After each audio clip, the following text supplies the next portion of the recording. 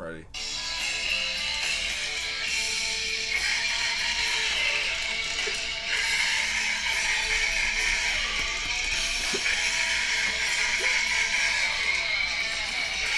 I should have stayed in bed.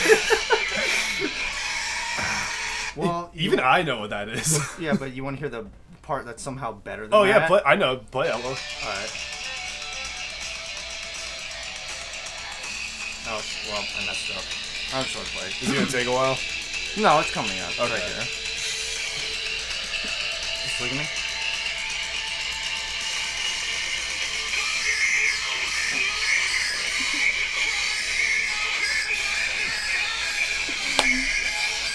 God. And just like that, every subscriber left. Yeah, everyone like tuned out. They went back to like Webkins or whatever they were watching. No, Webkins is a game, right? You play Web. They go back to toys. Oh yeah, they go back and they watch. Like, you play with them. Yeah, I don't know. They go back and they watch like a Markiplier video. Oh, welcome back to Security Breach. Oh, that's a scary-looking ghost. Your impression of Markiplier is just Patrick Warburton. Hello, everyone, and my name is Markiplier. Oh, there's nothing better, baby. Sexual thrills! Alright. Welcome to Korn and Kock episode 49. It's the end of the year special. We didn't do a Christmas special because fuck that, but here we are. We take holidays off, apparently. And we coming back for number 3, a three-peat. The first time in like 4 years. Something like that. A three-peat? A three-peat. Zane's back. Hey, I'm back. It's been a while. And now we can finally talk shit to his face. Yeah, finally. I can finally have all the times that they go, her-da-dur, 2 hours of slander, but love you, Zane. Slander. I resent that. Wait, no, I got that wrong. Yeah, I was gonna try and quote fucking Spider-Man. Slander. J. Jonah Jameson? No. That's I resent that. That's libel. In print, it's slander. In print, it's libel. That's true. That's very true. And then he sucks. He goes on the fucking cigar. I'm sad that this is audio only because we did have visual of Alex going go. I puckered. Hey! This is in New York. What's going on out there? Holy crap. Yeah, what the heck? Right. Speaking of going, before we get into some stuff you want to talk about super quick. Speaking of going, myself, Chris, and Russell were playing Halo Infinite. Oh god. And I can maybe talk about Halo later if we want to. But we were playing Halo Infinite, and I know how we got it because Russell won't stop burping into the microphone. And I have my headset on too, so I'm like, all right, what game do you want to play? He just goes. And so I'm like, stop it. And then Chris joined in and was like, I used to be able to do this. I'm going to try to do it on Spice. I used to be able to do this thing where I could rapid fire a burp. You go. So he's doing that right to the microphone. And Russell's like, stop. So then Chris and I are just like in both ears. And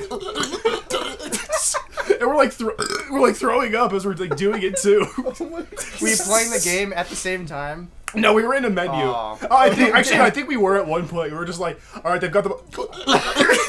No, all of a sudden it was oddball, and you punch it in the air. This is like the most obnoxious start to a podcast. Hey, you know what? I don't think this entire year we've had one with such energy before. So you know what? I like it. I think we had one with energy, but it wasn't near this. It was just happy. It's like just solar powered, yeah. I mean, it was good, but it was a happy podcast, but it wasn't like bam, bam, bam. We didn't have 1970s New York outside, fucking honking the car. I'm getting a hoagie. I'm from Yonkers.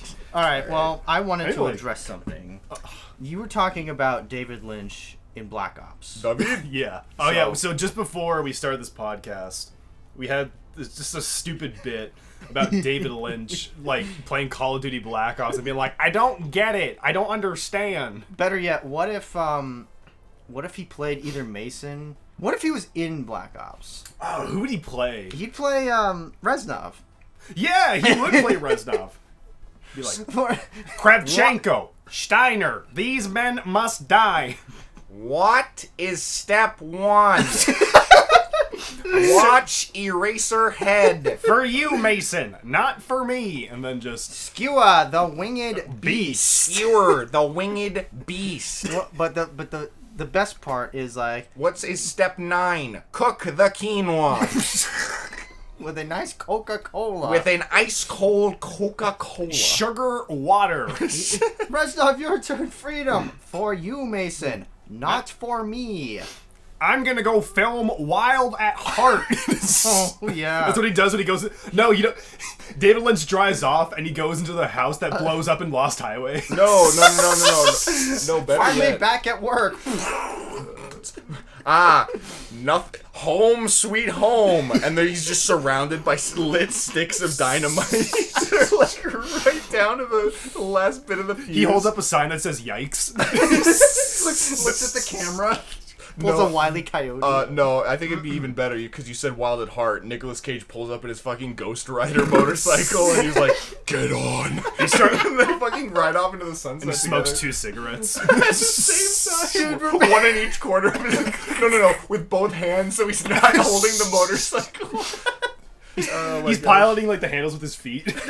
Remember that scene in Wild at Heart? One of the 2 good scenes. Where they're in the desert and they just start going ape shit. Yeah. Like he does that front flip out of the car and they're Yeah. just like headbanging. That was good. Yeah, that was good. That was like the only part. And then he was like, "Oh, my neck!" And they kept that in. Well, one of my favorite parts. Again, Wild at Heart's not a good movie. No. Or not a great movie. No. But when Willem Dafoe and Nicolas Cage are for the bank robbery, they're like, "Freeze! Put your hands up!" And Nicolas Cage just goes, "Ah!" It's like in the middle. It's like so good. No, I like when I guess it's a spoiler. I don't care. At the end of the movie, when he's running out of the bank and they're, Willem Dafoe. Oh, yeah. Out, and his fucking head just blows Oh, off. it's so good. And Nicolas Cage just looks over and he's just like, damn. He goes, oh, there's nothing better than watching, Willem Dafoe blow his head off, Oh, spinal fluid. Oh. They just actually filmed Willem Dafoe doing his thing. You know what? Yeah, he actually improvised that. That's the exact same thing that happened with Spider-Man 1. He wasn't originally in the movie. Yeah. He just showed up on set and started acting batshit insane. Is that batshit? Batshit insane. And Sam Raimi was like, write that down. They actually, speaking of film improv, they actually gave a standing ovation to the Munchkin that like hung himself in Wizard of Oz. Oh my God. They didn't plan for that, but he just like kind of did it on the fly. They thought it was really cool, so they kept it. That's so fucked up. Is that why they edited it out? Oh. Years later? Yeah. Drink delivery, sorry. Oh my. Wow. Yeah. Just epic. Wow. Just so fucking epic, dude. Alright. May I say one thing? This whole it's just been preventing Stone from talking about his No, topic for like 7 minutes. No, I'll let you go on, but I actually have one topic that I want to start with. What do you got? Today is it's December 31st. January 31st.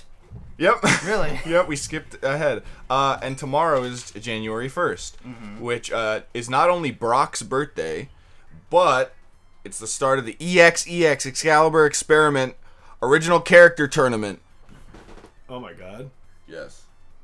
Well, happy birthday, Brock, you dirty Canadian. Wait, today's his birthday or tomorrow? Tomorrow. Oh. Happy early birthday, Brock. The Rock Brock. Have fun paying for a cigarette with a farthing or whatever they have up there.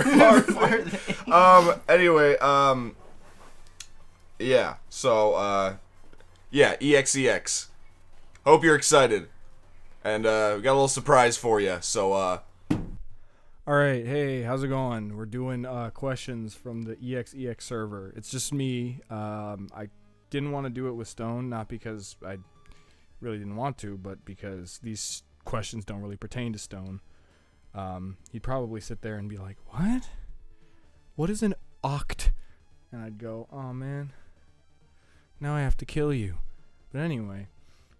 First question comes from Medina, and he asks, how'd you and Reactor, Unstable Reactor, get started on the project, the EXEX? For anybody listening to this who doesn't know what the EXEX is, I should have explained in the podcast just now, but whatever. Point is, basically he came to me and he was like, I need you to help me set up an OCT. It'll be really epic. And I was like, I know what I'm doing. I'm working on the Tournament of Two Souls. So for months, we sat there and we brainstormed ideas. And then I came up with the idea Excalibur or the name Excalibur, because Unstable wanted it to be related to like a giant sword or something. So I was like, oh, sweet, Excalibur experiment, because it's like an experiment, but like the sword is called Excalibur. And he was like, dude, rock on. So that's basically that. So and yeah, I want everybody who's freaking in on the EXEX to know I'm sick and tired of being played as like, oh, you know, it's all unstable reactor, and that Alm guy, he's just around for the ride. Nah, dude. Me and Brock did like 45% of the workload each, and the other 10% was the rest of the judges. Humble brag. If you're listening to this, I just said that. Yeah, I'm far up my own ass, aren't I? All right. Next one is from Gaia. Is it Gaia or is it Guy? Playmos the Pretend says, "What are the judges' endgames?" OOC. I still don't know what OOC means. Is it to see what the experience of running an OCT is like? Is it the potential for meeting new people and be friends with them? I can't speak for anybody else, but for me, I just wanted to do it. I just want to see what would happen. Like, I've been parts of contests and stuff before, so I like basically know how it shakes down. But, you know, I was like, I won one. Let's see if I can help run one. And here we are. Like I said, I can't speak for everybody else, but pretty sure Unstable Reactor is like, oh yeah, meeting new people, making new connections, because he's, you know, the PR guy. Very, very into his, you know, inner business self. What the fuck am I talking about? Anyway, next is like 80 fucking questions from user The Menace Lizard Emoji Fipi, aka Good Pal Peaches.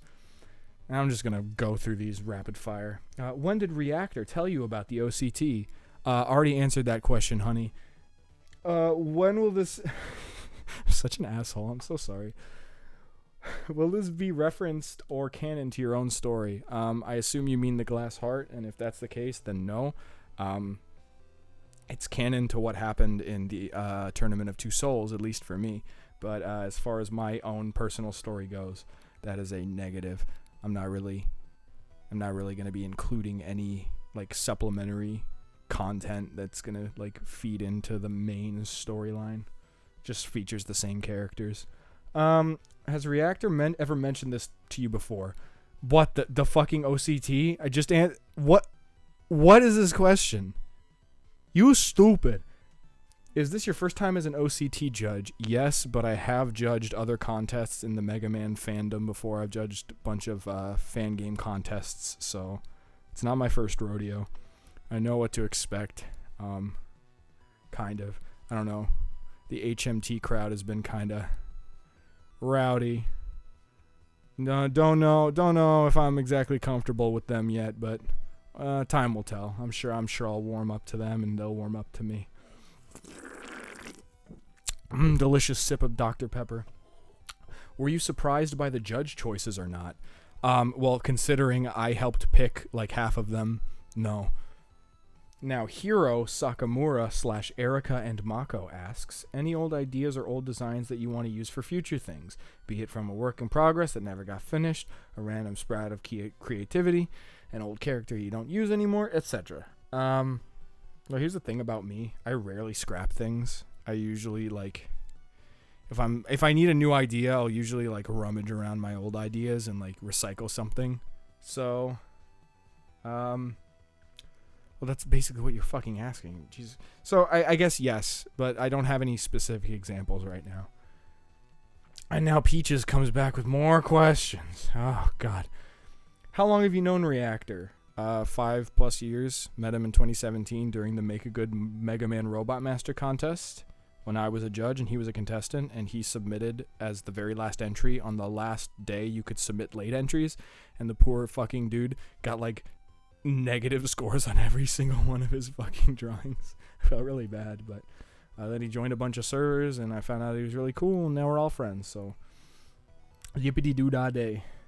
What made you decide to use Alm and M besides them being the two main characters of your story? Mostly Tournament of Two Souls. Like, I was just like, I mean, I've already used M once, well, why not? I have more of a story that I want to tell with her, so we'll keep that going. And then with Alm, it's like, well, he's the main fucking character of the series. He's the character that's my avatar. Like, And I mean profile picture. I'm not talking about some self-insert shit, so don't start memeing it up. So I was like, I gotta use him. And as for the rest, it's like, whatever. What sort of elements do you want to see in a competitor's story? I want drama. I want good action. I want character development. I want character arcs. I want to see characters going through hell and coming out the other side better than they were. That's what makes interesting stories.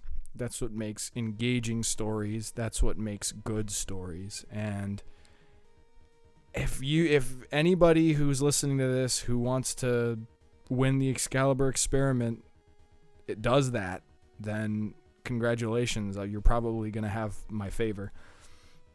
That's basically it. Some comedy too. It's never fun if it's just all dark and edgy, and it's like, oh, life is suffering, life is only pain. Like, you gotta have some comedy in there, or else like it's just too much. I mean, everybody suffers in their own everyday lives. You don't need more of that in a fucking for fun contest. Anyway, now that's not to say you can't do edgy. You can. It's just, balance it. What's the sort of rookie mistakes have you Peaches, you need to like go back to first grade and like relearn the English language, because this is abysmal. What's the sort, in quotations, rookie mistakes have you seen others do in past OCT (S) question mark? First of all, I'm pretty sure that wasn't proper English. Second of all, biggest mistake is not pacing yourself correctly. A lot of the time, people will either wait till the last minute, or they will fucking go all out in the first week, and then they'll be super burnt out and not finish. So essentially, my tip for anybody who's worried about burnout, which is actually Peach's next question. She asks about how to deal with burnout. So here's a good tip. Make a schedule. Well, first of all, don't overplan. Like, don't know your limits. Don't do more than you know you can.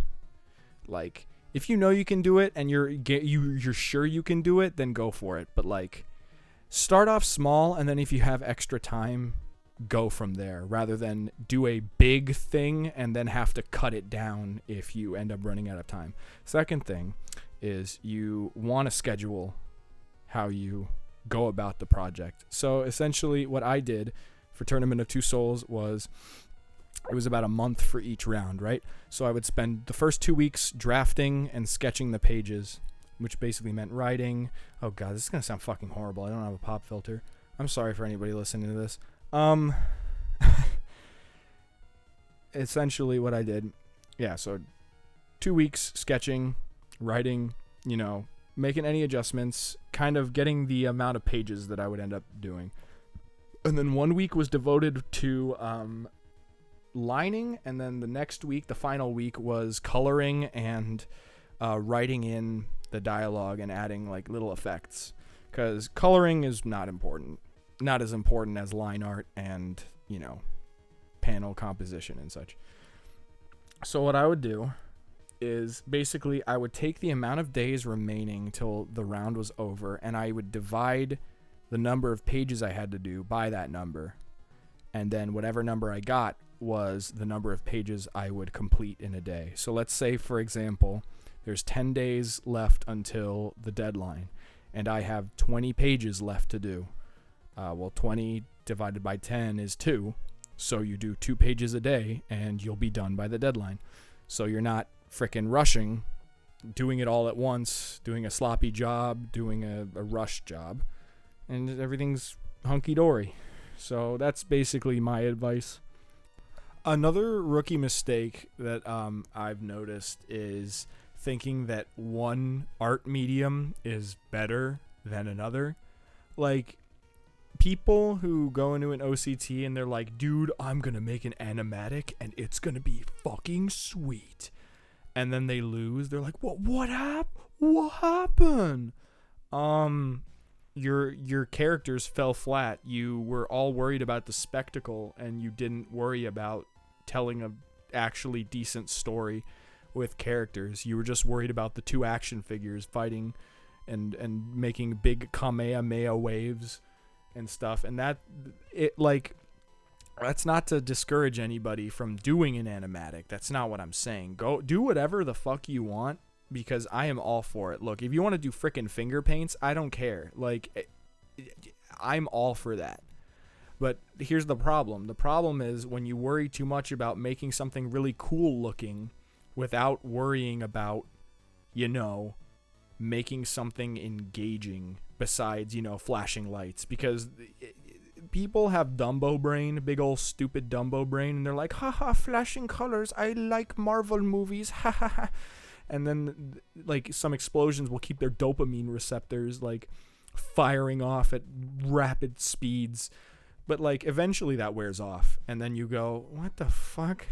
These aren't characters. They're two planks of wood that are just fucking smacking each other. And that's not good. That's not good.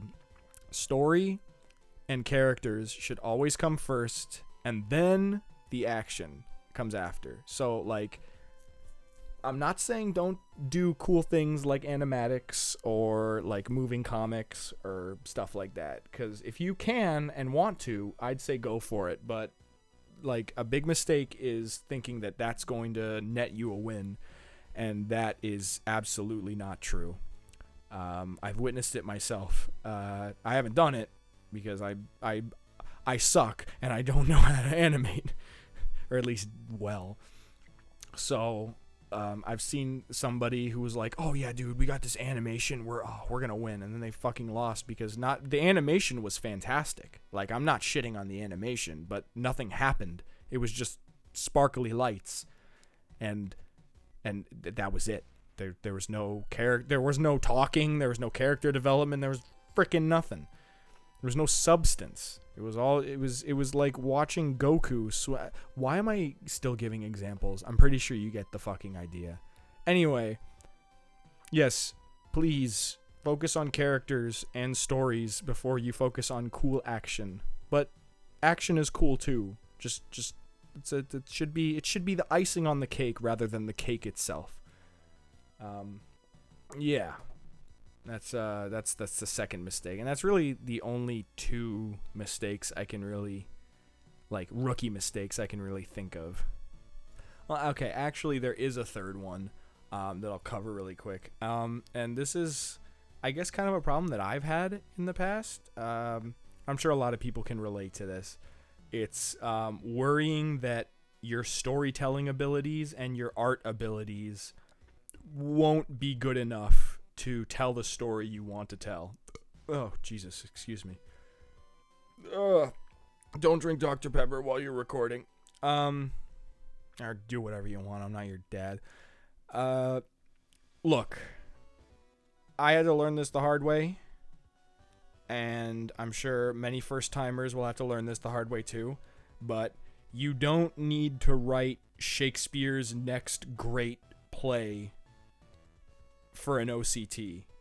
Like, I know I emphasize, like, good storytelling and good characters, but, like, do the best you can. Like, don't worry about, like, oh, it's not gonna be good enough. Oh, I'm just not gonna do it. Just do it. Just do it. You're never gonna get any better if you don't try. And if you doubt yourself, don't doubt yourself. Believe in yourself. If no one else will believe in you, which I'm sure most of the people in this OCT will cheer you on, even your opponent. Like, we got some really cool people in here, and everybody's been pretty chill so far. There haven't been any standout jerkwads. So I mean, it's like, just have a good time. Just don't worry about writing a masterpiece. Don't get stuck on, oh, is this good enough? Oh, is this good? Just make something, and if it doesn't end up netting you the win, then it's a lesson for next time. It's nothing to be ashamed of. It's nothing to be scared of. It's just a part of life. I don't think Shakespeare came out his mom's womb and was like, oh, verily. No, he came out going goo goo gaga, give me milk. So come on. Like, don't sell yourself, don't sell yourself short. I'm Sean Connery. just don't sell yourself short. Don't be scared. You don't have to do the next great novel. I'm sure you'll do fine. That's the mistake. Just do it. I'm Shia LaBeoufing you right now. Do it. Anyway. Oh, jeez. And as far as burnout goes, I wouldn't say push yourself and continue to do it, because that's what I do, but you shouldn't take my word as absolute gospel. Like, I'm not the textbook, follow what I do and you'll succeed. But, I mean, I try to help and, like, try to give insight. So my insight is basically, I've been burnt out before. There have been plenty of times in the Tournament of Two Souls where I just wanted to fucking quit and throw in the towel and be like, I don't care anymore. I just took a break. What I did was I just took an afternoon off. I stopped stressing about it. Just played some games, listened to some music, just chill out, and you just come back to it another day. And it's like, it's not worth your mental health to be stressed out over a fucking comic book contest. Like, nothing is worth that. It's for fun. And if you feel like you're not going to deliver, like, seriously, don't worry. People are not going to be that upset. Anyway, that's all of Peach's questions. Thank frickin' God. Now the man himself, Unstable Reactor, says, "What is my height and why is it standard for a man my age?" Well, son, there's this man in the sky named God, and he said 5'8", and then it was so. So I mean, you really can't argue with the man upstairs. Baby Puncher asks, "Why can't I see my kids this new year? Is it because I'm too rough?" I would talk to your divorce lawyer. That doesn't sound like anything that I can help with. Spectacular Skeleton / Gas. Oh my fucking God! Talk about alliteration. Gas Mask Max asks, "What's the best Korn song in your honest opinion?" Freak on a Leash, obviously, because it has the fucking. Wait, no, that's Disturbed. I was gonna say the Domestic Abuse Breakdown, but that's not true. So yeah, Freak on a Leash, where he goes boom, you can't beat it. Model Chippy asks, "When am I allowed to leave the cage in the basement?" Only when Daddy brings the key.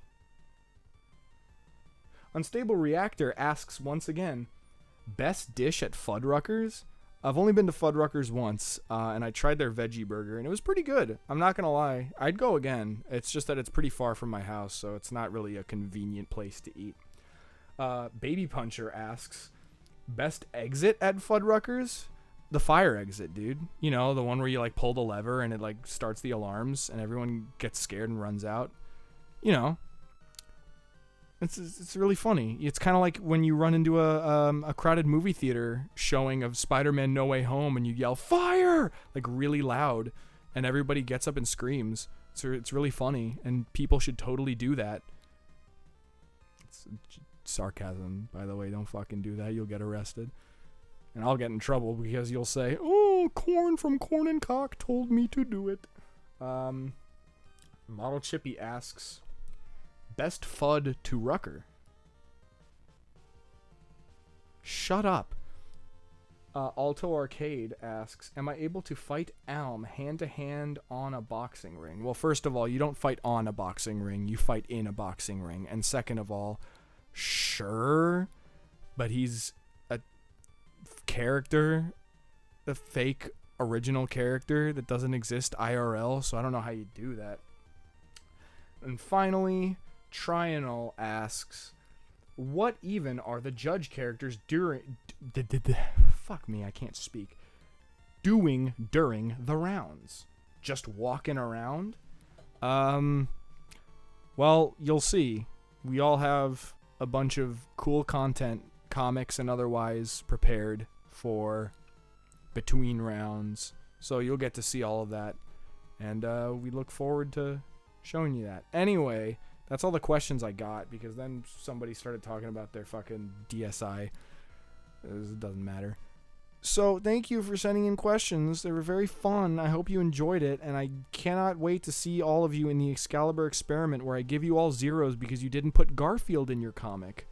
Okay, bye-bye. Back to your regularly scheduled Korn and Kock. There you go. Did you guys watch a Goofy movie?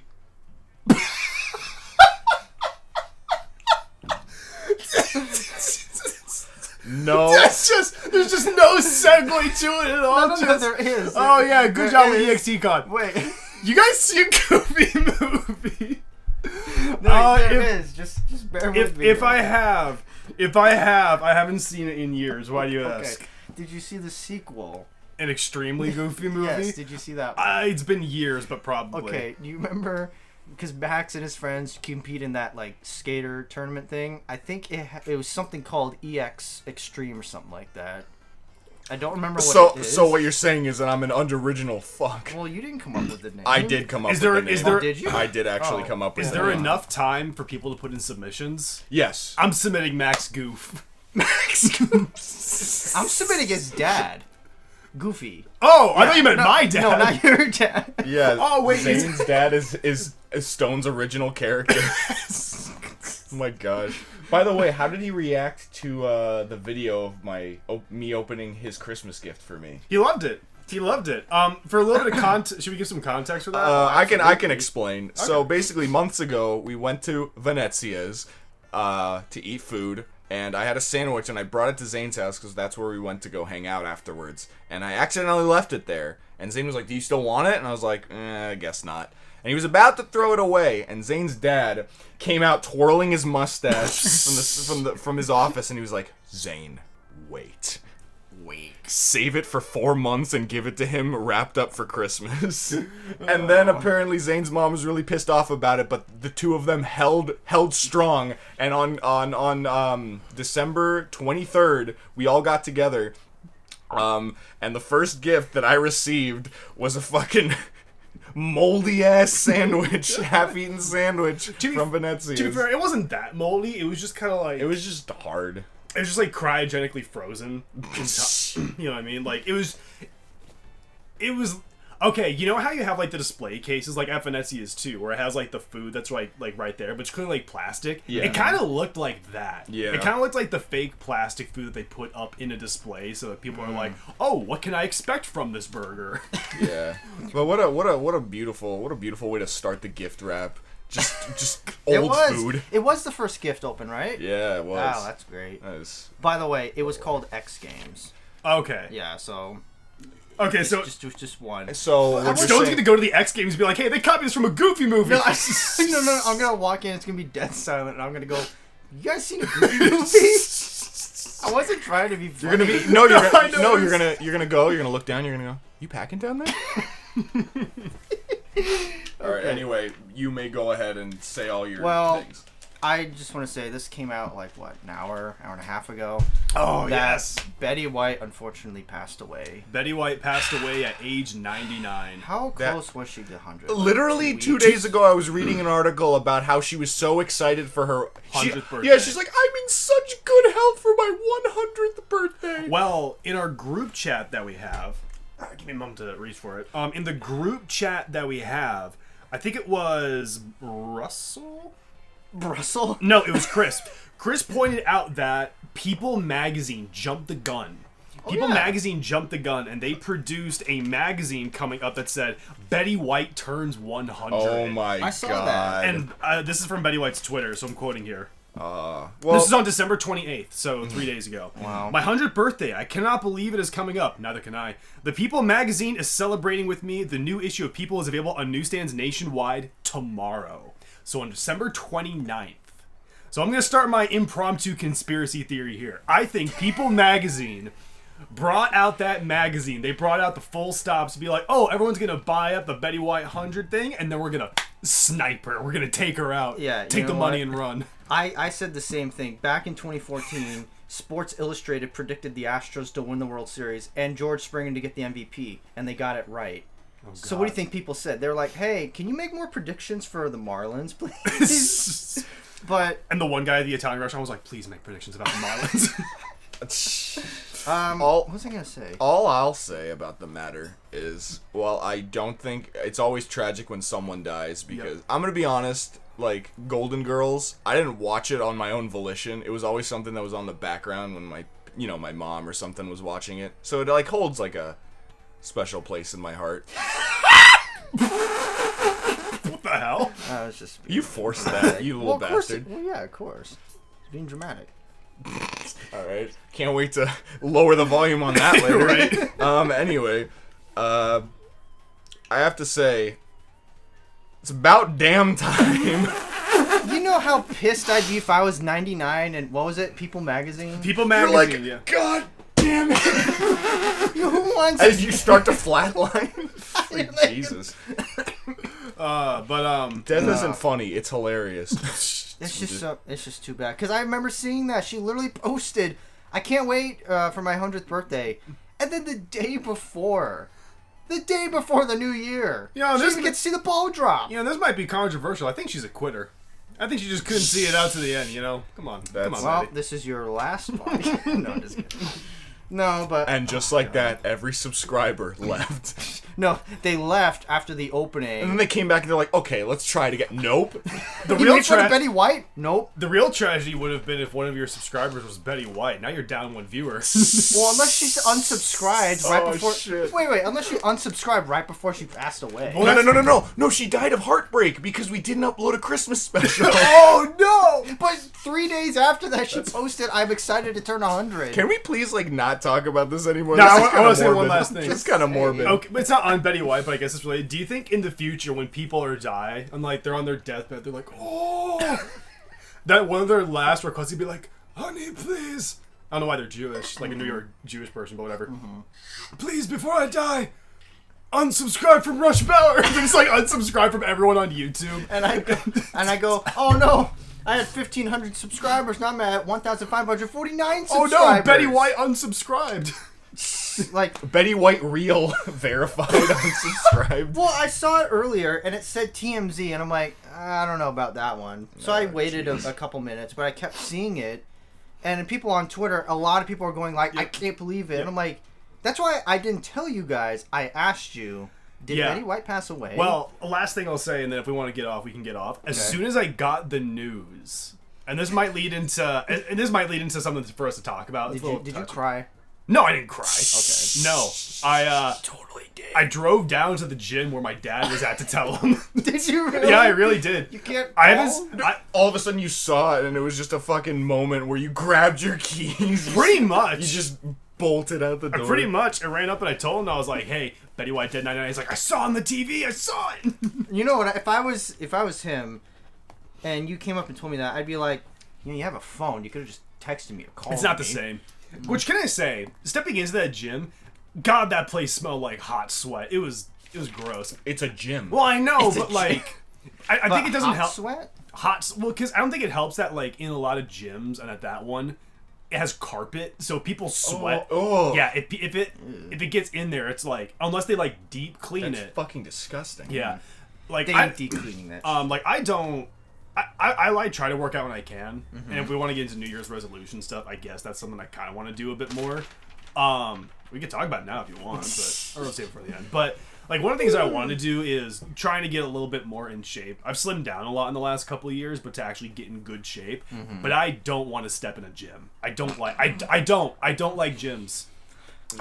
All the workout equipment that you really need is the floor. You can use that. Seriously, you can use that for running, push-ups, sit-ups, crunches, lunges, whatever you need to do. You can just use the floor for that. Like, Hey, you can even like go to like a playground and just go like that. yeah. I mean, you are gonna have the kids be like, "Can I get a set in?" But like, Yeah, because that's what I did when I was a kid on a playground. I was doing push-ups and yeah, exercises. just getting those gains. Just like pulling yourself up on the monkey bars. Well, since Zane already started it, what are your guys' New Year's resolutions? If we even have any. I'm not gonna lie, I haven't thought about it at all. Off the cuff, go. This will be I don't fucking know. Quit vaping, first of all. I can help you with that. Quit. You just yoink. All right, Alex. Throw it out to your the New car. Year's My resolution. New Year's resolution, fucking start saving money, like a ton of it. So What are I you can- gonna buy? A boat? You're gonna race yachts. on Bartlett Lake? The idea of Alex and like a cruise liner. Some Bartlett. On Bartlett Lake, Jesus You Christ. go about 5 feet before you hit shore. Right? Yeah, save money. Save money. I want to do that Metroid video, but we got to do the Scooby-Doo yeah. Night of 100 Frights video first. I've been wanting to, but every time it's just like, not now. Not tomorrow. No. I'm 49% done with the game in 2 sessions. That's true. But anyways, okay. I don't really got anything else. You guys go. Stone, you want to go? Yeah, I'd like to continue dropping a little weight and then get that weight back through muscle. Yeah. I'd like to get swole. I'd like to get a new job at some point, hopefully early on in the year. And I don't know. Can't really think of anything else. Nah, that's all I Cheer got. on the Grizzlies. Well, actually, yeah. You're wearing your Grizzlies hat. Yeah, right? that's why I Just said bought that. it, yeah. So I don't have the Grizzlies shirt. I actually filmed the cover in it yesterday. Oh, really? Yeah, so I wanted to wear the shirt and hat for Russell to complete the fanboy bandwagon, but it's not here. Yeah. Honestly, I was standing in Hat Club and I was looking at all these hats, and I'm like, you know what? Some of these basketball and football hats look kind of cool. So I don't have enough room, but I can honestly see myself just collecting all this stuff. Just more hats. Jerseys, hats, memorabilia, and all that Yeah. stuff. So maybe that. Also, I have $300, and I'm getting a jersey and 2 new hats. Oh my God. Very excited. Oh my God. What are you getting? I'm eyeing a New York Islanders jersey and probably an Islanders hat, and then another hockey hat. What are the Islanders? Long Island. Well, I know, but like for what team? Oh, hockey. Okay. Yeah. Got it. Yeah. They won 4 championships in a row. That'd be like In a row? Yeah, in a row. And they almost won 5 in a row. That'd be like if I won 4 matches of Smash Bros in a row. That's like impossible. Exactly. That's Yeah. what I'm saying. Well, what do you got? Man, let's see. So one of them I think is, again, like I've kind of dropped the weight a little bit. I've gained a little bit because of Christmas, because I got from family and from my job and all that stuff, like a bunch of sugary stuff, like chocolate, Just candy? like chocolate and cocoa and candy and stuff like that, and I just ate all of it because I'm a slob. So drop a little bit of that weight and then just kind of working on building back up the muscle. I'm looking at you right now. You don't look at all like. Oh, like out of shit. Here's the thing though. Anytime I You don't look good at all. I'm kidding. Yeah, what is that? You look awful. You look like trash. No, I'm kidding. When I gain weight, it all goes into my chest and in my face. So it's all like super, like it doesn't go into my calves or my ass. Your stomach? No, not really. It's mainly just all like, I mean, like if I like sit down, I can feel the fat folds like come down like that. But it's all like here. It's all on the top side. What a sound effect. So I'm very top heavy, which means if I'm walking down the stairs, I gotta like I gotta play like a game of Wii Fit Balance to just like make my way down to where I'm trying to go. Oh my God. So- you don't mind my asking, how much do you weigh? I'll tell you how much I weigh. Okay, go ahead. I weigh, I think it was 170.6 or 171.6. Okay, I got on the scale this morning, and I'm a little bit heavier than I have been the last couple of weeks / months, but I was around 157.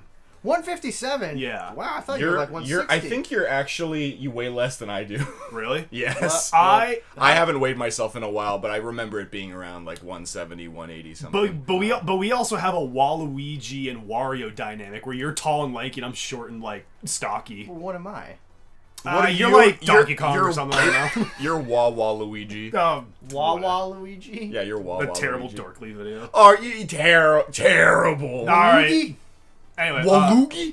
but I was gonna say I normally am around like 157. Or no, sorry, I'm usually around like 151 to 152. So 151. Wow. yeah, so around the last couple of days or so, or last couple of weeks, the last 2 weeks, I've just amassed a pretty decent amount of weight just because I've been eating a bunch of garbage. I got like a $100 gift card to Chick-fil-A, so I've been popping in there a lot. Who got you a $100 gift card? My grandma, she had no idea what to get me. $100? Holy crap! My other other people Wow. got like Old Navy and like other places, and I was like, I got Chick-fil-A. All right, Wow. it's been good. I've been trying the new sandwiches.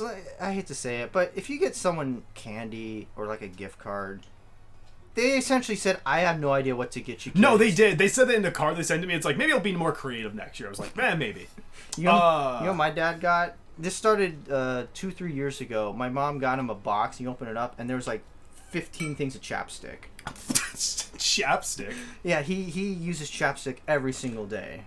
I had to fight an old woman with a stick to get these. So, of course, my sister got him like 8 more packs of chapstick, Oh my God. including Reese's. So, yeah, everyone gets candy for each other. But then again, it's like, candy, eat it. That's it. was good. What would you have done if your dad was like, "Oh, sweet," and he took off the cap of one And of he the just chapsticks? you He unscrewed did the the whole entire thing. thing and ate it in one bite. What would you do? Would The your only thing that would be worse is if he just like swallowed it in one. would I you know it'd be worse if he started sucking on it. That'd be pretty And bad. then he like looks.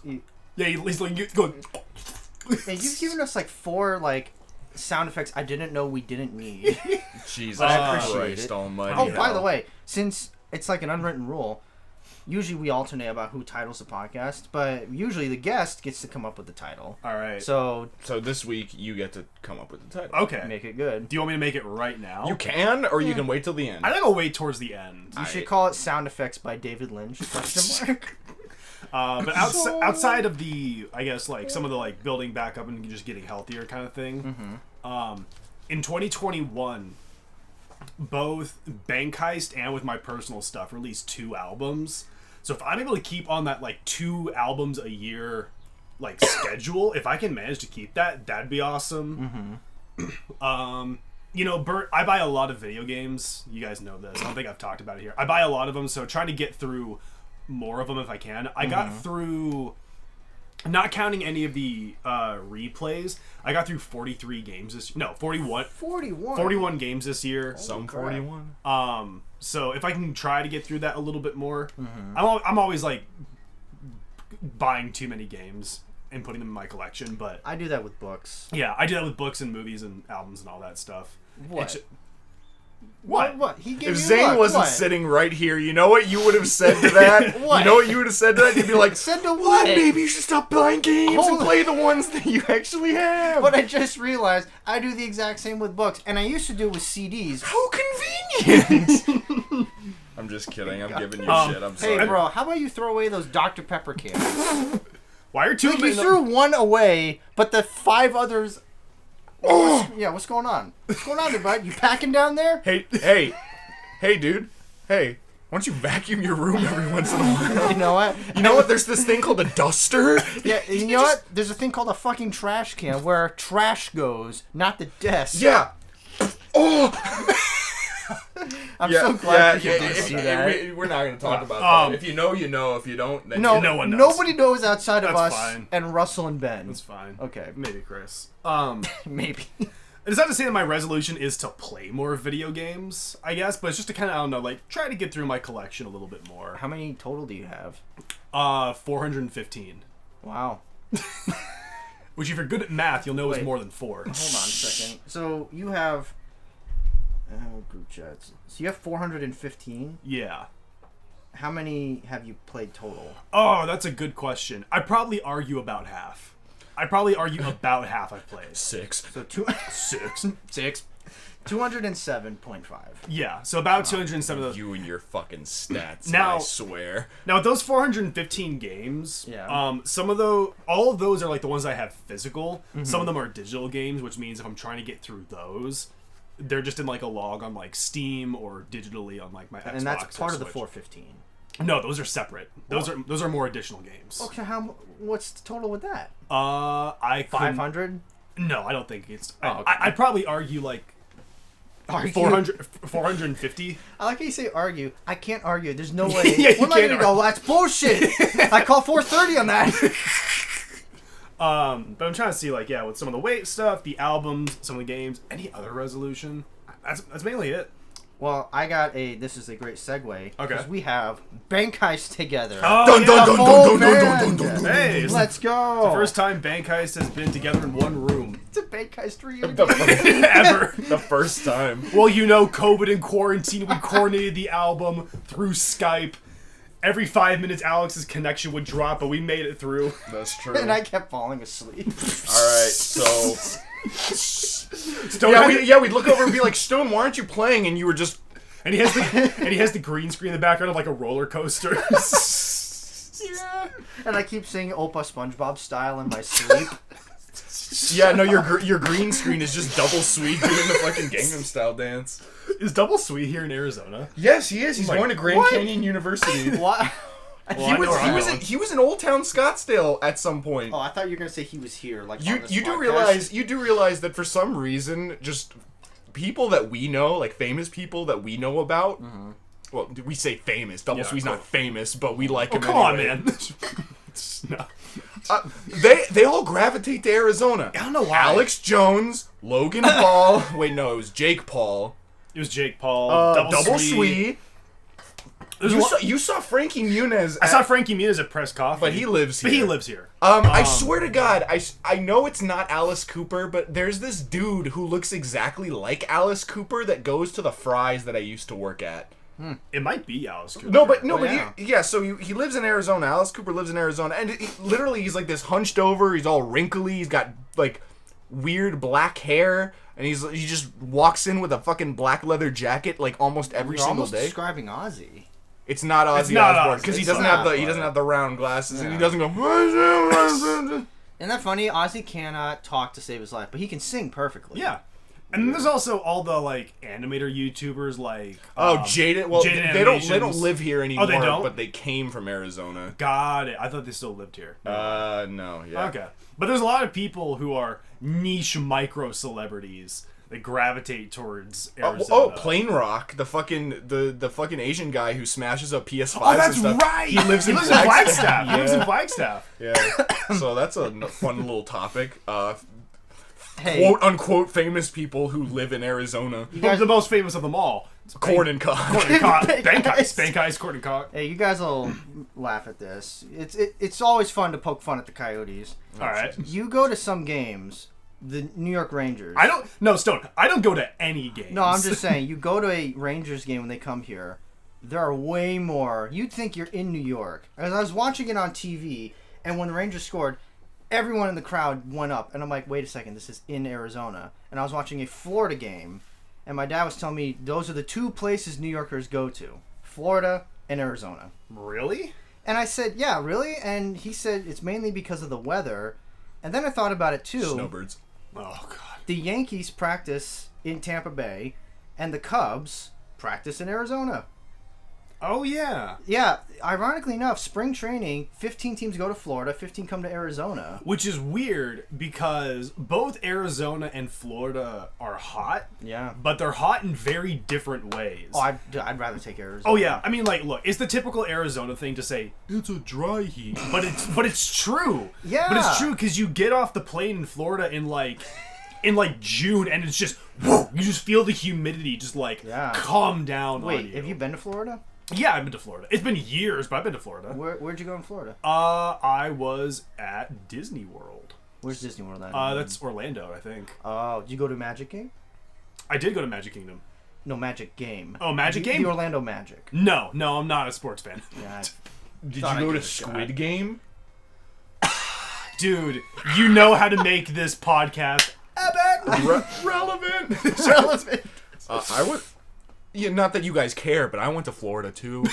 Wait, when did you go to Florida? When I was really, really little. My family, we went on a huge trip to Orlando. We got off the plane and the sky was like dark green. It was like hurricane season, and it was like really stormy. It's kind of scary. You're actually. just describing the game Call of Cthulhu. The other day in Fallout, while I was buying, they have Call of Cthulhu. No. But I found out that it was like an original Xbox game, and the game that you bought is a remake. A remaster. I'm not surprised. I think there was another. I can't think of it, but there's a game that's something to do with. You guys ever heard of the ghost ship Ourang Medan? Oh, sound familiar, right? Obra Dinn. There was a game that came out that was kind of like that, I think. There was some game that came out that was based on that. Yeah, and it looks cool. Yeah, Curse of the Obra Dinn. Yeah. Obra Dinn. Was it like black and white style game? I don't think so. Just you have your Yeah, laptop. I will say though, with the Call of Cthulhu stuff, we got way off top from Bankai. Yeah. We'll go back to Bankai. It's Dark Pictures, Man of Medan. I've never heard of. Oh, you know what? I actually have heard of that. I was looking up those games the other day. Yeah, I read an article about that the other day. No, I haven't played them, but I heard that they're like stealth games, like kind of like sneaking around. But I was gonna say, and then we can try to swing back to Bank Heist. With the Call of Cthulhu stuff, the game made for the original Xbox and the Xbox 360. Those versions, they're actually kind of based off of a separate H.P. Lovecraft story. Mm-hmm. They're based off How I Named My Cat. Let's not go there. But it's I believe they're based off the Mouth of Madness or something like that, because the town in the Call of Cthulhu games is called Innsmouth. Mm-hmm. And it's about like, a crazy village, crazy people that are all there. Yeah. And have you read the Call of Cthulhu story? I actually own. We own the same. Yeah, we book. own like an H.P. Lovecraft anthology. It's got like everything he's ever written. I've actually read Call of Cthulhu. Good. It's good. I like it. I mean, like if you're not into like classical fiction, it's a little bit tough to sit through. Yeah. But it has like the way that the game and the actual story are like way far apart. Because the story is about, like, basically a guy, his uncle dies and he goes into his office and study and finds all of these elements about Cthulhu and, like, the different stories that come from other people. It's, like, about stories within stories within stories. Mm-hmm. It's supposed to be kind of convoluted. I knew this guy who knew this guy who knew this guy who knew this guy. And then the game is like, a guy goes to a town and it's crazy. Someone's playing Crash Bandicoot on the old CRT, and he's like, "That shouldn't be possible." Is he JFK? That shouldn't be possible. That shouldn't be possible. Cuba's got missiles. Dude, Cthulhu's gonna launch Cuba to the moon. I walked into the room and I couldn't believe what I saw. Whoa! Well, in terms of, I just wrote Bank Heist update down. We don't really have any major updates, I don't know. We're starting the second album in like a week. But pretty soon, yeah.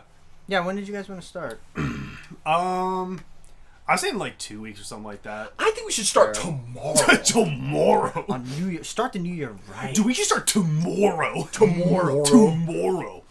Nah, you gotta get your work shit done. Yeah, I got it. So, not next week on Saturday, but the week after I'm down. Okay. I will say, because again, like, this is the first time that Bank Heist has been in a room ever. It's a reunion. That's a reunion. I'm really excited to start the second album. Some of the ideas that all three of us have been like spitballing, and some of the riffs that we played, and some of the ideas. Mm-hmm. Man, it was we got some good stuff coming up. I mean, like, because the first album was definitely just like a general experiment, and there were some bumps and hurdles along the way. The first album was like lyrics on there. Yep. The first album was just, let's just wrap it up. Because I remember like a week or two after we decided we started, and there's almost like no way we could have gotten anything written song-wise. That's why for me, Hey Now was just drums. Subscribers was just us. And then Chum was like the only one, because I'm like, I want to get this thing going. So let's just go through with it. Yeah. And then the second time, that's why I'm excited. This time we were more prepared. Yeah. And we have actual... When I say actual songs, I mean there is nothing too maybe stupid drawer, but all these are pretty straightforward. Yeah. From what I've heard. I haven't heard everything. Yeah, most of the stuff's pretty straightforward. I mean, like, with any band or any project, whether it be with, individual or with people like Bank Heist is, there's always a process of going through, of trying to be like, okay, here's what's in my head, and trying to translate it over to... Because the bummer...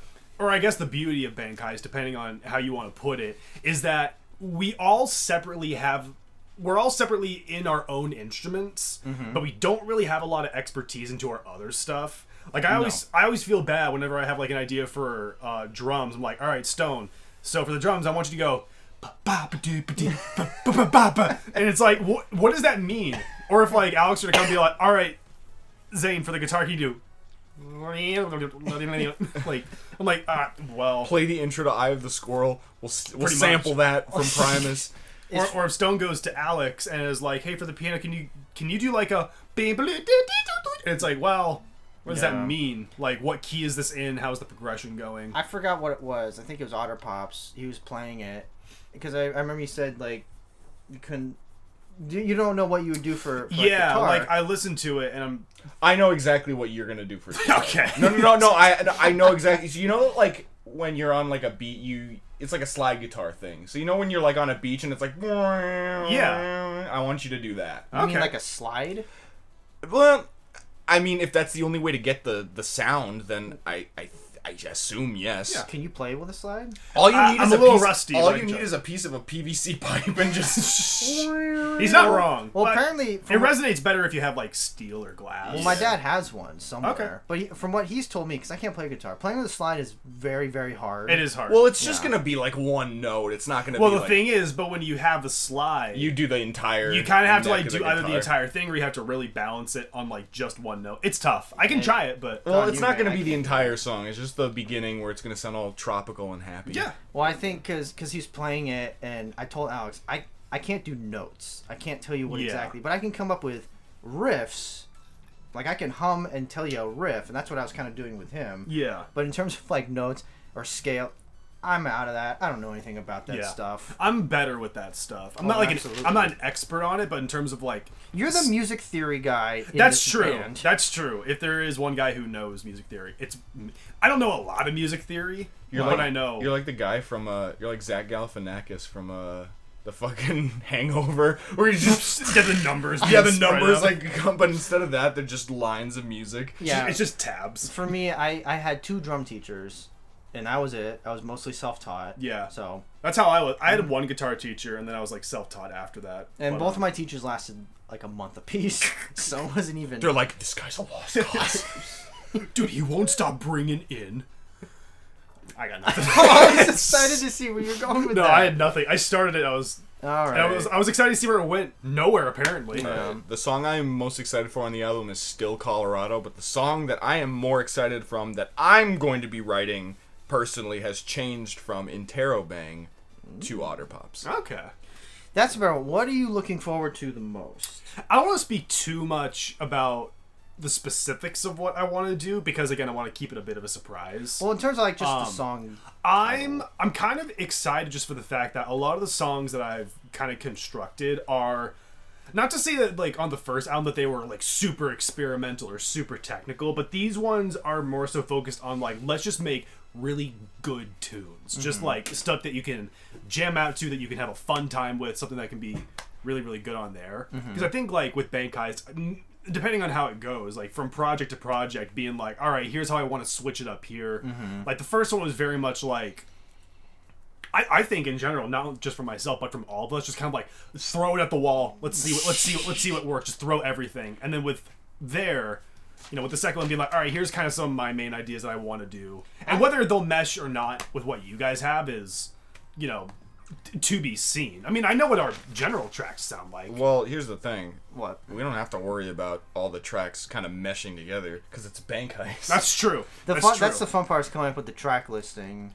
Is when we have like all these different accumulated songs that sound nothing. like pretty much nothing alike, or like how do we need to construct them? I still maintain that the first album, even though the tracks don't necessarily sound the same, there is a certain tone / mood for them. Like when you hear the transition from tracks to track, it all feels very very natural. I like how it think. starts, Yeah. and I like how it ends, because I think I've said this before, but when you came up to with the idea for Squirrel and told me, I remember you played it for me, and I thought, I'm going to take the Led Zeppelin approach here, which is when drums. When they go acoustic, no drums. And the song before that is Lyoko. Which is like the loudest song. The in the loudest album. song. Well, Wi-Fi, the chorus is loud, but It's Lyoko... it's the heaviest song. It is the heaviest. And also when we scream F you. Yeah. But Lyoko, the whole minute and a half is just loud. It's just loud. It's very loud. No, I'm talking about Lyoko. I'm not talking about Wi-Fi. Oh, okay. Yeah, Wi-Fi.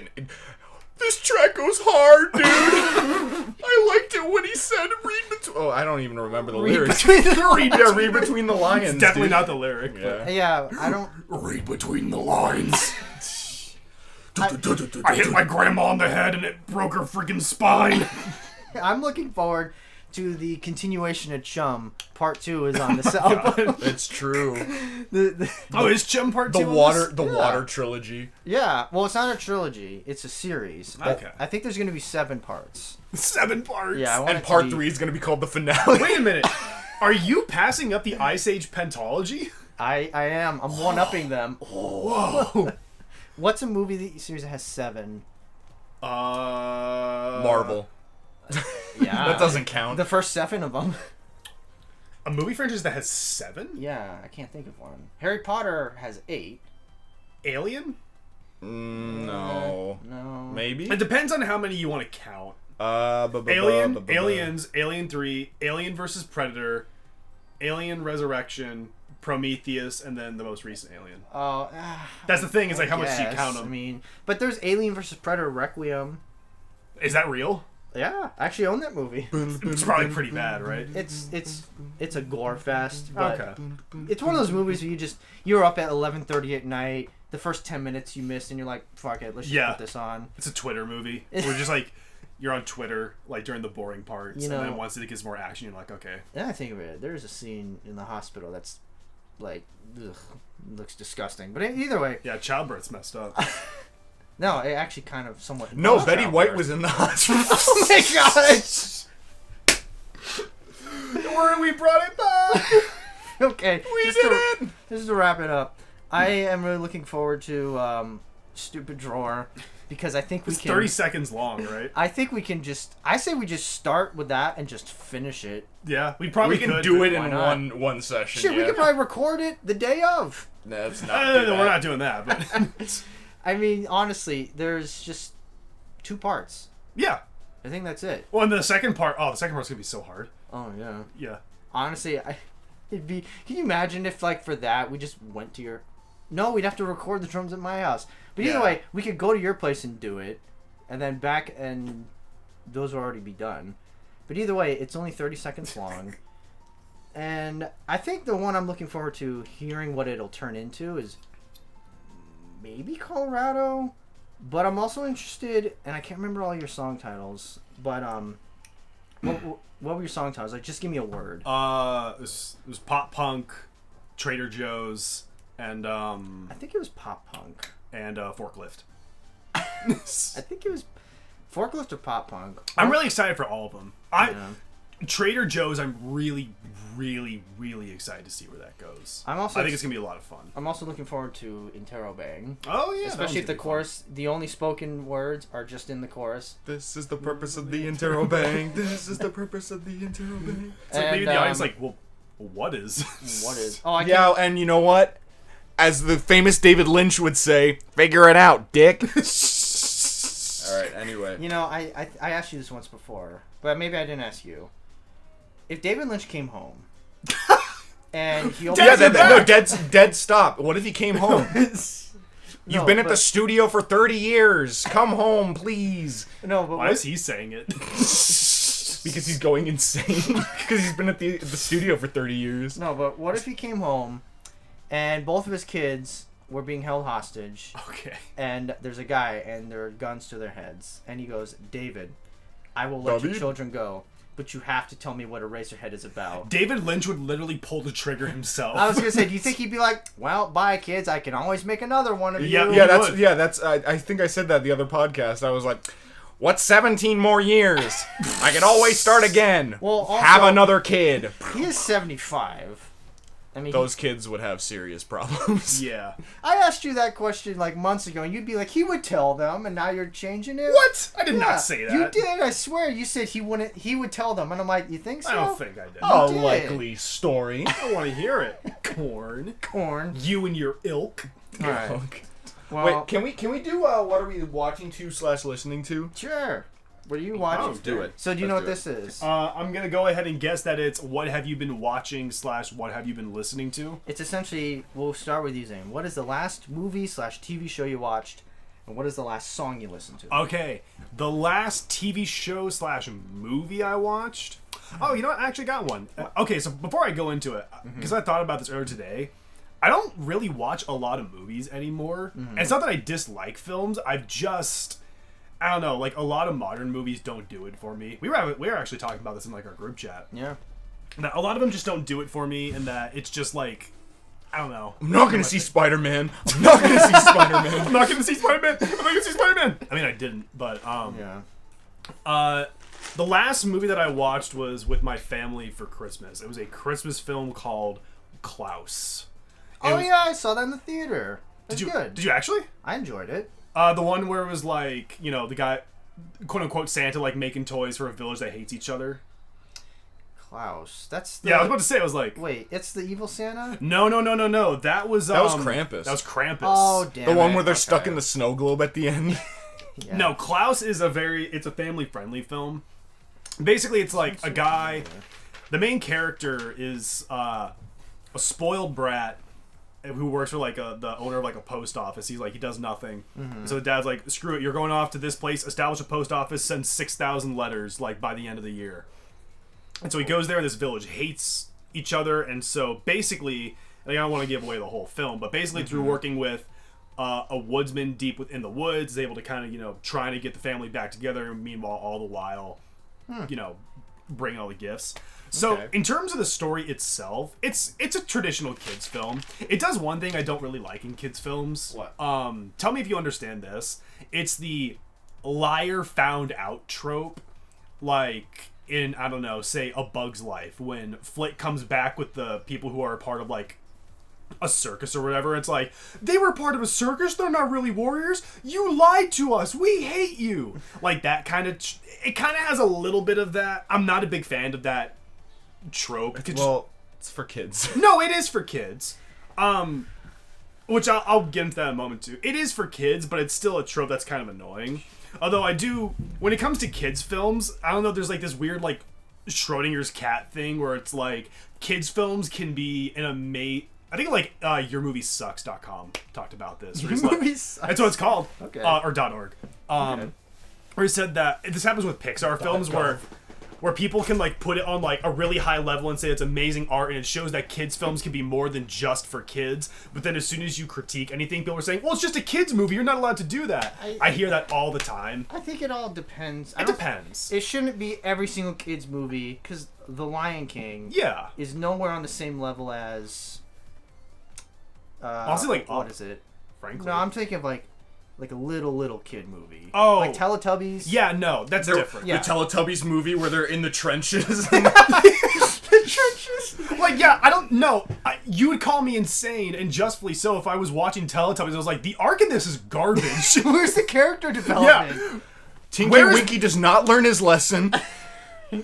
Where is Poe's graphic, violent scene? No, I get that. But to watch but to analyze a film for like a kids film for like character development, plot structure, and animation and whatever. Here's the thing: you yeah. can do that, but most of the time you're going to be disappointed because it's a kids film. No, I'd say it's pretty disagree. difficult. It's pretty difficult to make a kids movie that can actually resonate with an adult audience. Pixar is really good at that. Disney's really good at that. If you're watching it from any other studio, it's kind of like, oh, look, talking animals. I disagree, because there are plenty of kids films that can, like, you look at something like Land Before Time. That one just has his mom. But that's Pixar, right? What did you think Land Before Time is Pixar?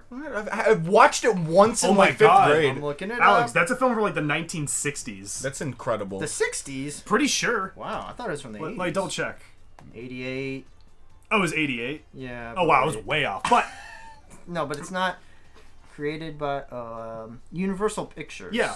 But what I was going to say is Land Before Time doesn't have a liar found out plot line. It doesn't have like any of that. It has Littlefoot's mom dying in like the first act of the film, and like really scary imagery, like so I disagree with the notion of like, but it's just a kids film. It's like, well, and great, you have to give it some levity between like your expectations of like, well, they didn't have a graphic violent scene, like where was the part where the character bawled their eyes out and cursed their father? No, it's like, but to look at stuff like I mentioned, plot structure, or looking at this film and saying they didn't have to go the liar found out route. They could have honestly just like had them coexist, but for some reason still have the characters be mad, even though it doesn't feel justified. That's different. I mean, character development too. I mean, remember Emperor's New Groove? Yeah. It's something like that. Not hard to get. Yeah. But he's a jerk. Then he turns nice at the end. Yeah. I think it all depends on what... Because even some movies where you watch... And again, I'm trying to think. Like Up. I never saw Up. I did see the first 5 minutes, and I did not cry. But that just seems like a cute movie. And maybe... I haven't seen it. But maybe there's something deeper in there. It's got cute moments. It definitely has... I don't know about, like, deeper, but it's got some more than just... I will say, I don't think kid movies should just be off limits. Like, they can do whatever you want. You can't make fun of them. Exactly. But I also don't think... You gotta temper your expectations. I don't think movie critic... I've always made fun of movie critics that just, like, destroy a kid's movie. Like, they're reviewing a PG-13 drama made by David Fincher, and you're like... The Really? only way that I could see someone, like, trashing a kid's movie is if, like, it's got a message, or if it's got something that's, like, what are you doing? You know what I mean? Where it's, like, for example, if you have, say, I don't know, let's say there's a film that they made about Barbie. Who cares? Mm-hmm. And let's say the message in there is, like, well, maybe if you rebel against your parents and topple a Colombian society, things might actually turn out okay. That might be a situation where you could look and be like, hey, can we not do this? But if it's just, like, a general story, like, usually kids' films fall in, like, 4 to 5 out of 10 and then, like, go up from there. It's if they really screw up that they fall below. Yeah, when was the last time you watched a kid movie and you're like, that sucked? I honestly can't think of one. Yeah. I mean, most of them are usually pretty, like... rated. I mean, Shark Tale was... Shark Tale's pretty bad. Shark Tale's pretty bad. Everybody thinks you slayed the shark. There was that one time where Alex went out into the rain and said, I am not a shark slayer! I am a shark slayer! But I will say, last thing about Klaus, and then I'll get into music super quick. The animation for Klaus, I thought was really, really cool. So... a lot of studios have kind of foregone 2D animation, and I understand why, because it's a more time-consuming process, and 3D animation's easier. But the way that they made Klaus, and we can watch a trailer after we're done with the podcast too, if you're so inclined, is it's 3D animated, but it looks like a 2D film. It's kind of got that cel-shaded style where it's... I'm trying to figure out the specific way to describe it. Again, that's just it is a 3D film that looks 2D. Legend of Zelda Wind Waker. No, it's not like that, because that's very clearly 3D. It's like still clearly 3D. What are you, Russell? Well, on Halo Infinite. On Halo Infinite. what are you listening to? I guess the most recent thing that I've been listening to is just kind of going back through. Well, here's the thing. What I usually do is I just literally look at my iPod, and whatever was the last song I listened to, that's just now playing. Oh, like now playing? Yeah. I guess the song I was listening to was by Burial called Stolen Dog. Stolen Stupid door slash the dog. No, but Stolen Dog, I don't think I mentioned Stolen Valor. Oh my gosh. Those videos are... They're awful people, but they're so... There's one that's fake, but it still makes me laugh, where the guy's like, open up your jacket, that's a Minecraft t-shirt! It's just like... No, but Stolen Dog by Burial. I've talked about it, that Burial is... I don't think I have. Burial is probably my favorite musician of all time. He's an electronic producer from the UK. Produces like UK future garage, whatever you want to call it as. It's a pretty broad genre and stuff, but... very down-tempo, kind of a little melancholy, perfect for kind of the little stormy day that we have out like this. But yeah, Stolen Dog by Burial. Okay. Good stuff. Alex, what are you watching / listening to? Last thing I listened to, I'll start with that, was Hangar 18 by Megadeth. Oh, okay. The guitar solo that God never ends. You know what? It's impressive. You give Megadeth a lot of shit for those fucking For what? His vocals? No. Because I remember we listened to Rust in Peace, Polaris, and you were like, at the end, you were like, when does it end? That was Hangar 18, not Rust in Peace. No. I remember it because Hangar 18 ends with like for like 2 minutes straight. Yeah, the guitar solo just never ends. But with Hangar 18, it's kind of the same thing, but it doesn't go on for as long. I don't know. Hangar 18's a fucking banger, though. What happened to Hangars 1 through 17? don't talk talk about about that. it, Yeah, I don't know. Alright. I just really like Rust in Peace, the entire album in general. It's a pretty good album. It's just nonstop, just hits you one after the other after the other. Well, you know, I'm not a huge Megadeth fan, but gotta admit, Holy Wars is fucking great. It's a sequel to Halo Wars 2. Holy Wars is the punishment due.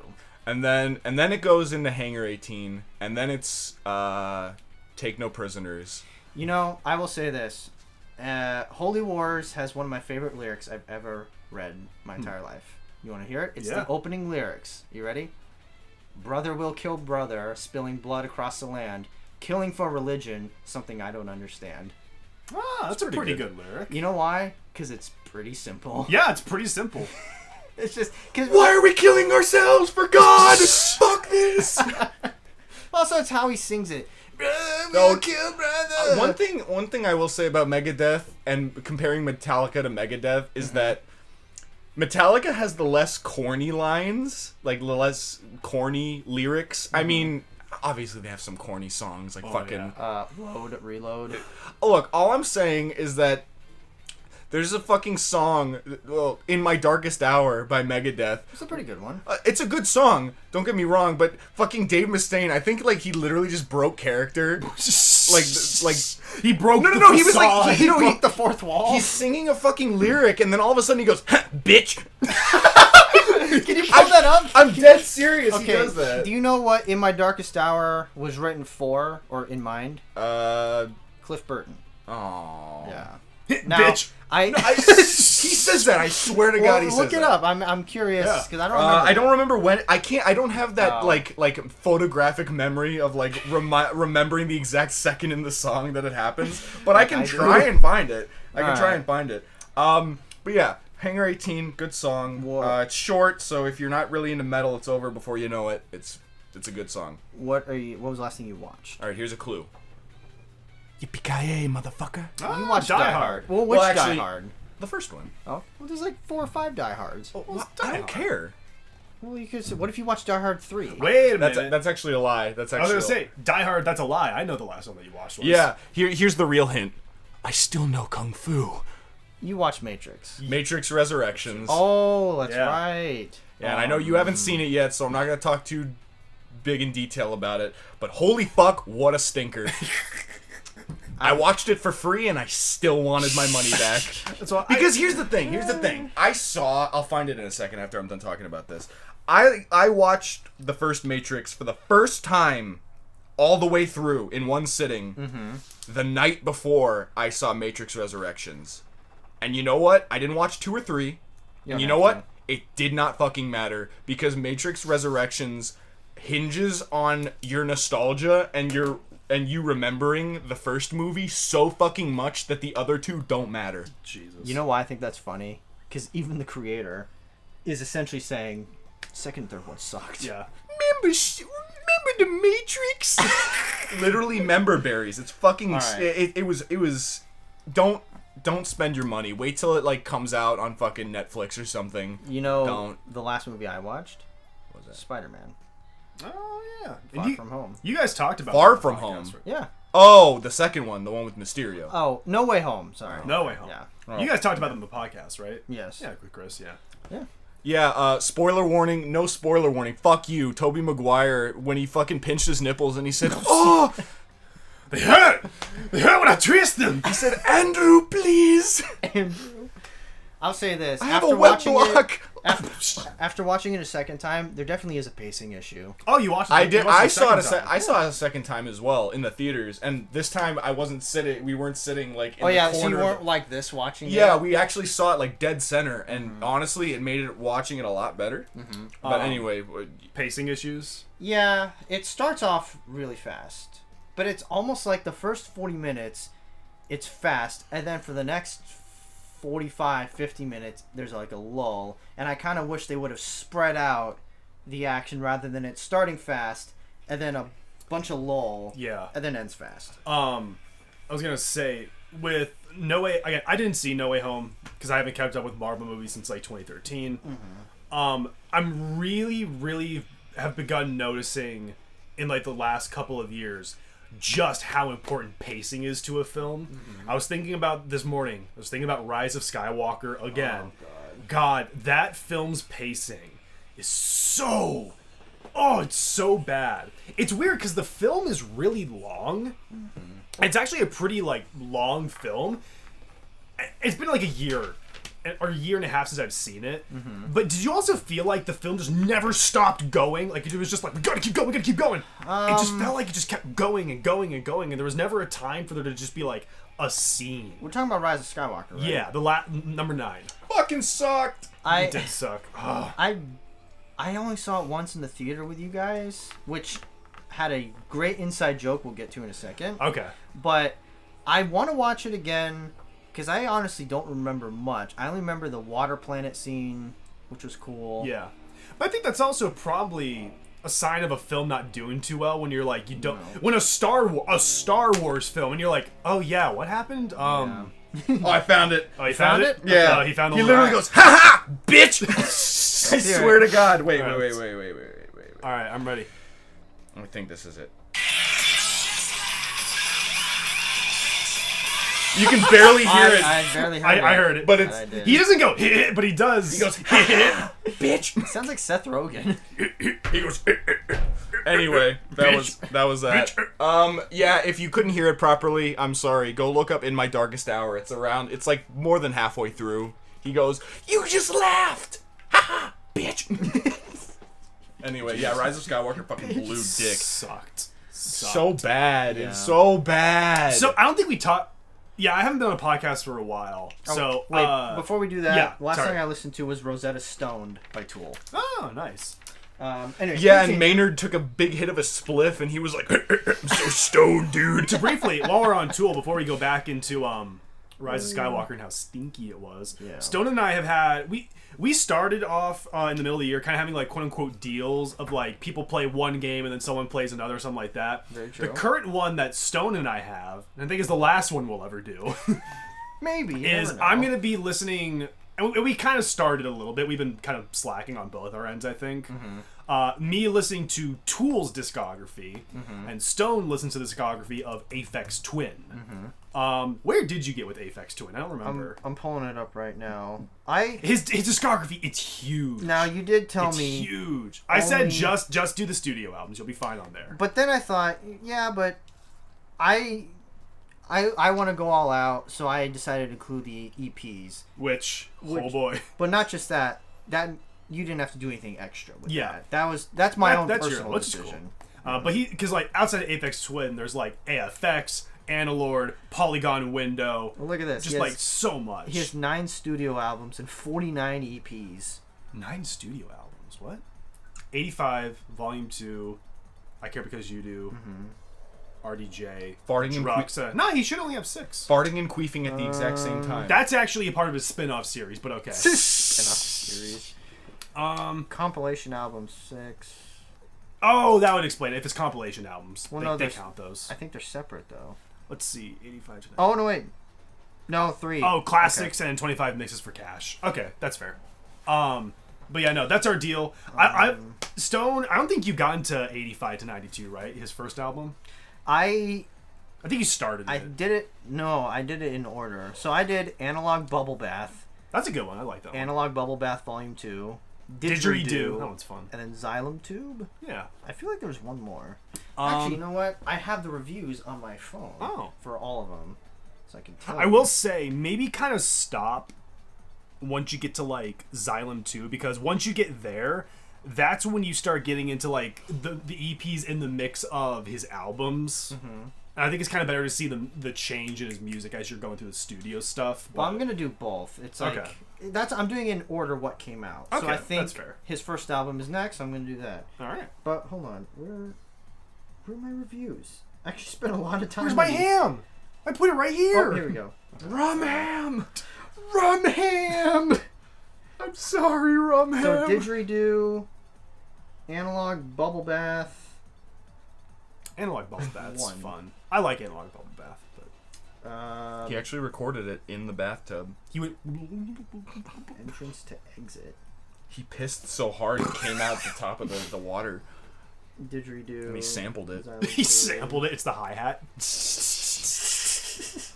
Oh my gosh. Was it just the 3? Must have been. I could have sworn.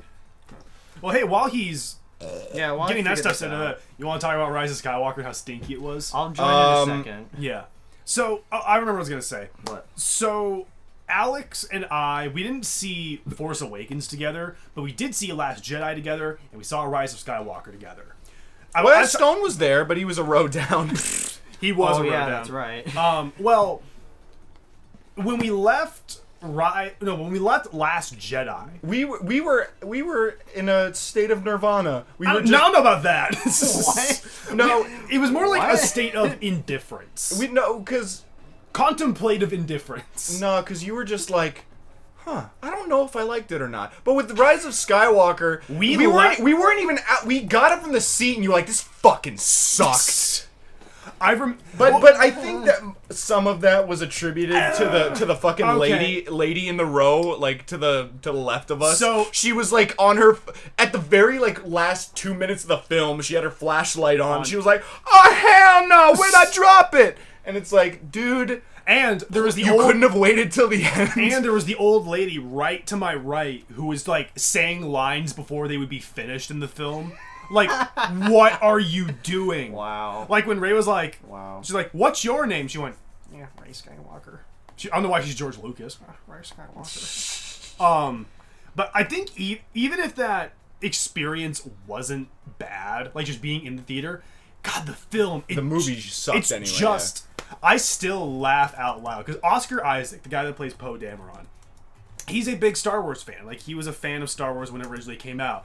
And you can actually see the light leaving his eyes when he says the line, "Somehow Palpatine returns." You can actually see, I you know. can actually watch him, like, swallow his pride. It's bad. Like, I He's like, understand... I have a contract. I can't back out now. And I understand, when you have the middle of a trilogy be bad, it kind of poisons both sides, the one that came before and the one that comes after, and your two options are to either stick to your guns or to course correct. And they chose to course correct, but they course corrected straight into a brick wall because the decisions that they made were just like, look, I haven't seen The Last Jedi all the way through since we saw it, but the thing is, I remember at least liking some parts. Yeah, me too. Of The Last Jedi. Yeah. Some parts of that film are pretty good. It as a whole is pretty sucks. Well, it's pretty mixed bag. It's like, so you have like cool Rey and Kylo scenes, and then right next to that is fucking Finn and Rose Like, fucking fingering each other in for the 40 casino. for 40 minutes for like nothing. And it sucks. And then it's- but watching Rise of Skywalker, I can't think of anything I nothing liked. was good. Well, okay, let me try here. Let me see if I can pull something. Ian McDiarmid going, "Look what you have made." I guess and he's holding a Lego set in and his that's the hand. thing. People, when they talked about the pause and they're like, "Oh, but Palpatine was great," I can't even enjoy that because while I guess it's kind of fun to watch him do that, I can't get the voice out of the back of my head that goes, "But why is he here?" They Yeah. cloned him.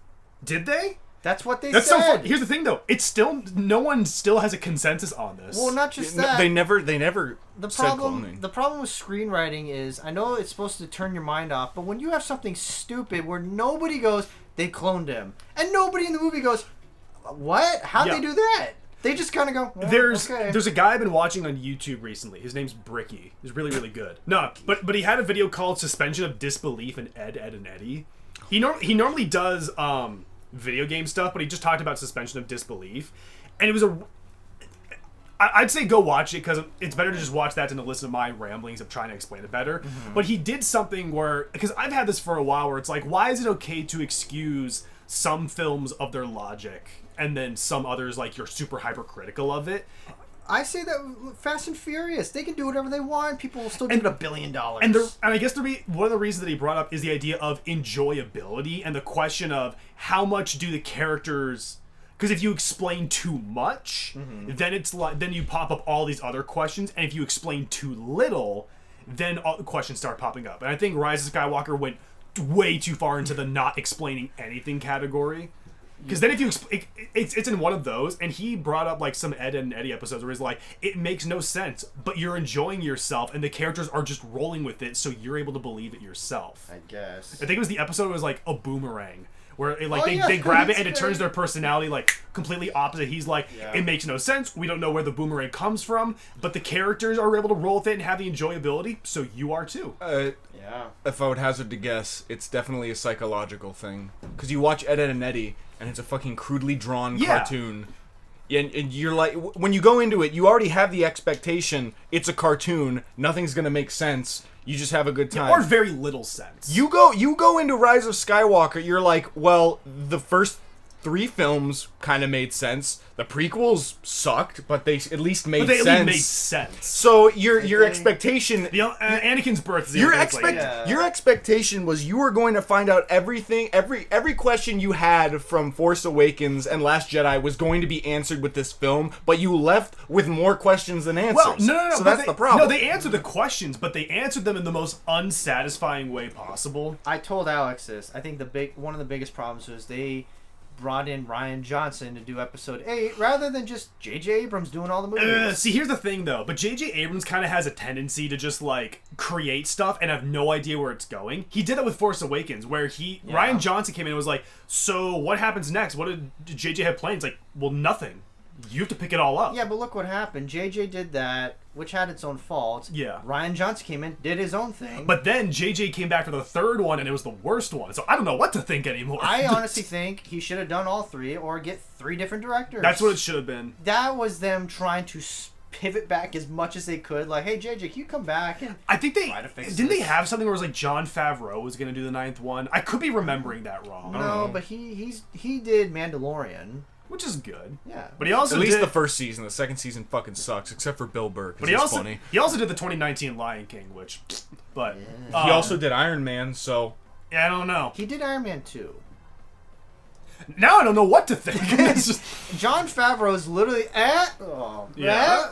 he's the he did Chef. he's the He's the critically acclaimed chef. he's the fucking definition of hills and valleys.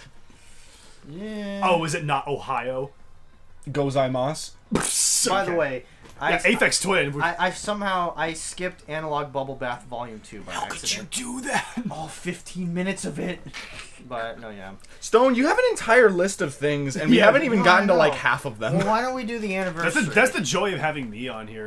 It's just like you just No. get sidetracked. No, You go, we- oh, There's nothing better than eating a delicious spicy chicken sandwich. Okay, look. Which I am probably gonna get after this. It does sound pretty gosh. good. Here's Hey, $100 Chick-fil-A gift card. Chick-fil-A. Trick-fil-A. I said Chick-fil-A. Look, Chick-fil-A. You do a little spin kick. here's the other thing that we do. We do anniversaries. Okay. So this anniversary happened 114 years ago in 1907. Betty White was. Yeah, born. I was just about to say. 114. She didn't make it to 100. Yeah. You dick. Yeah. That's the joke, Stone. Anyway. Anyway, what's Yeah. up? What's the anniversary? I think. Oh! Jesus! Oh my God! Oh, You diarrheaed on my.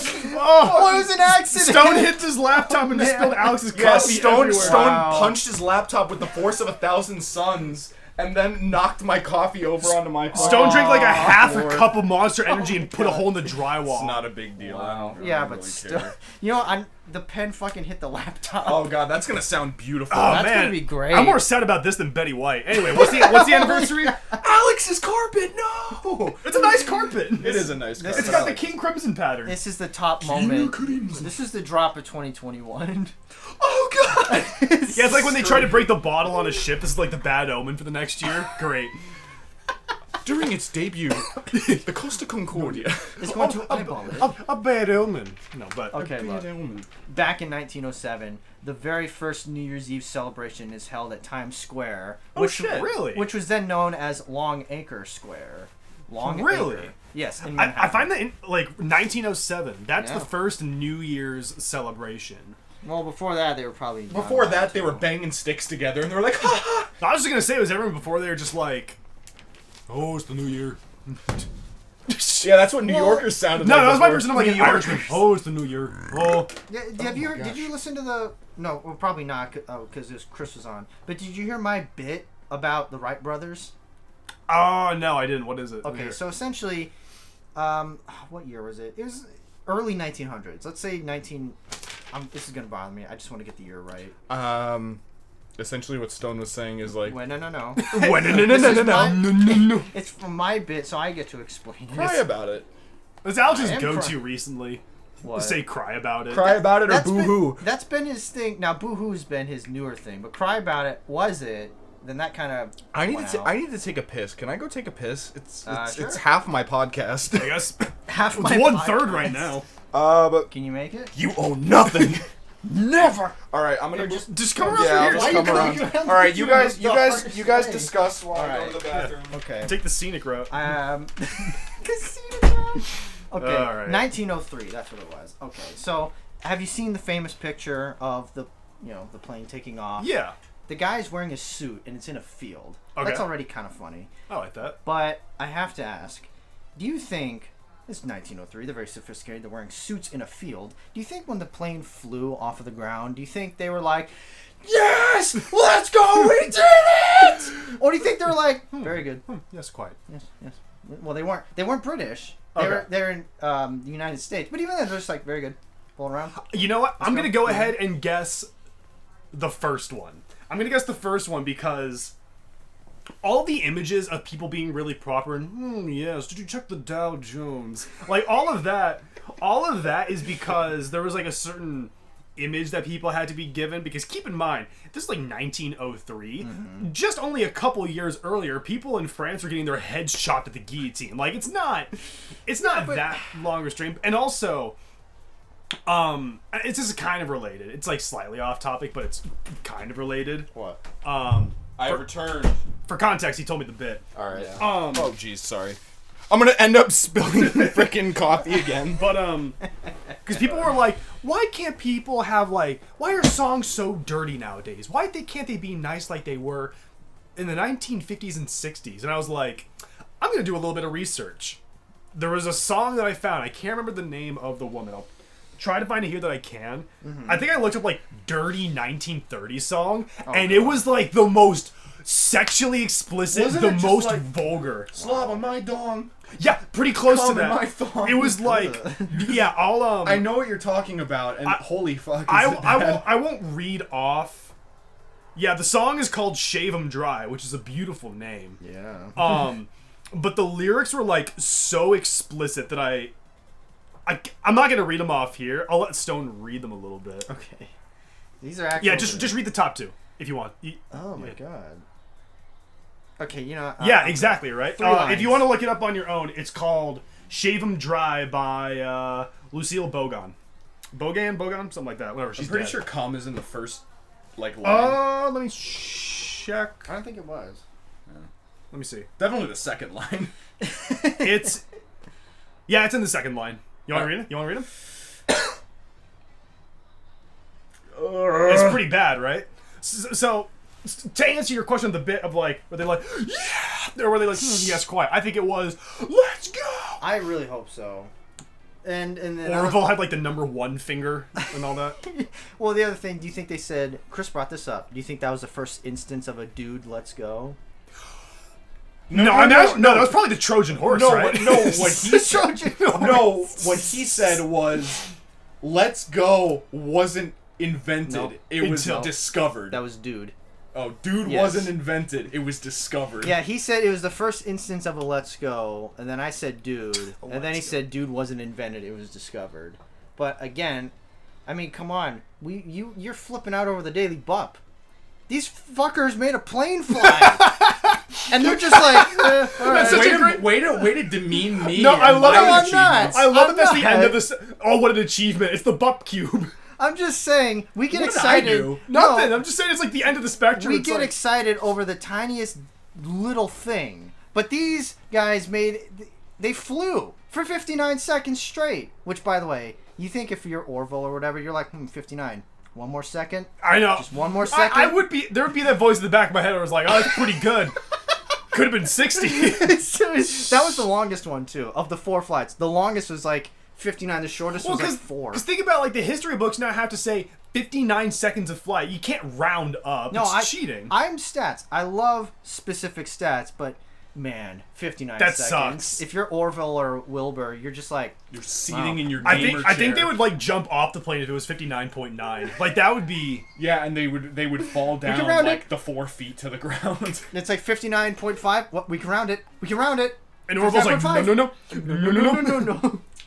No, but yeah, I'm not calling out the Daily Bop. I love the Daily Bop. If anything, dude, I was throwing my hands up in the air at the Coyotes game a couple days ago. And how awful And they that's are. truly sad. That's truly really pathetic. is. Dude, I get excited when I kill someone in Halo. Like, that's a digital game that means nothing. Like, come on. So, oh, by the way, I just found this out. It's Anthony Hopkins and Ben Kingsley's birthday. How old are they? Anthony Hopkins is old. He's born 1937. So he's That's pretty old. He was He's born. 84. He was born in the Dust Bowl, dude. in the Dust Bowl. He was in the eye of the storm. And then The fields were ravaged, and they found a fetus just curled up in the middle of the cornfield. Ben Kingsley is 78. Wow, he's way older than I thought he was. Yeah. So looks pretty good for Ben his age. Kingsley's one of those actors that... Where's his crown? Ben Kingsley is one of those actors that anytime I see him, I'm always like, oh, it's him! Blanket on his name. And then I remember it's Ben Kingsley. I'm like, okay, cool. Yeah. There are a lot. There's an actor on a TV commercial. I see him so many times, but I don't know his name. Yeah, the one that comes to mind of like that is in the movie Ready Player One. Oh my I never god. saw it. Did you? I never saw it, but the main guy who plays him, like that guy, I see him all the time. Don't know his name. Let me see. The main character, the protagonist. I was know a who kid, you're right? talking about. He was also in like Fantastic Four and Oh. like, him. yeah, right. Like you know his face, Is it you know him, but you're like, that kid? That didn't look. Yeah, him. Yeah, that's Ty it. Sheridan? I guess so. I never He's heard one of those people where it's like you see it and you're like, okay, I recognize that face, Bless you. Thank you. but never recognize his name at all. Huh. Oh, good though. What a tragedy. What a tragedy! Nothing worse than this.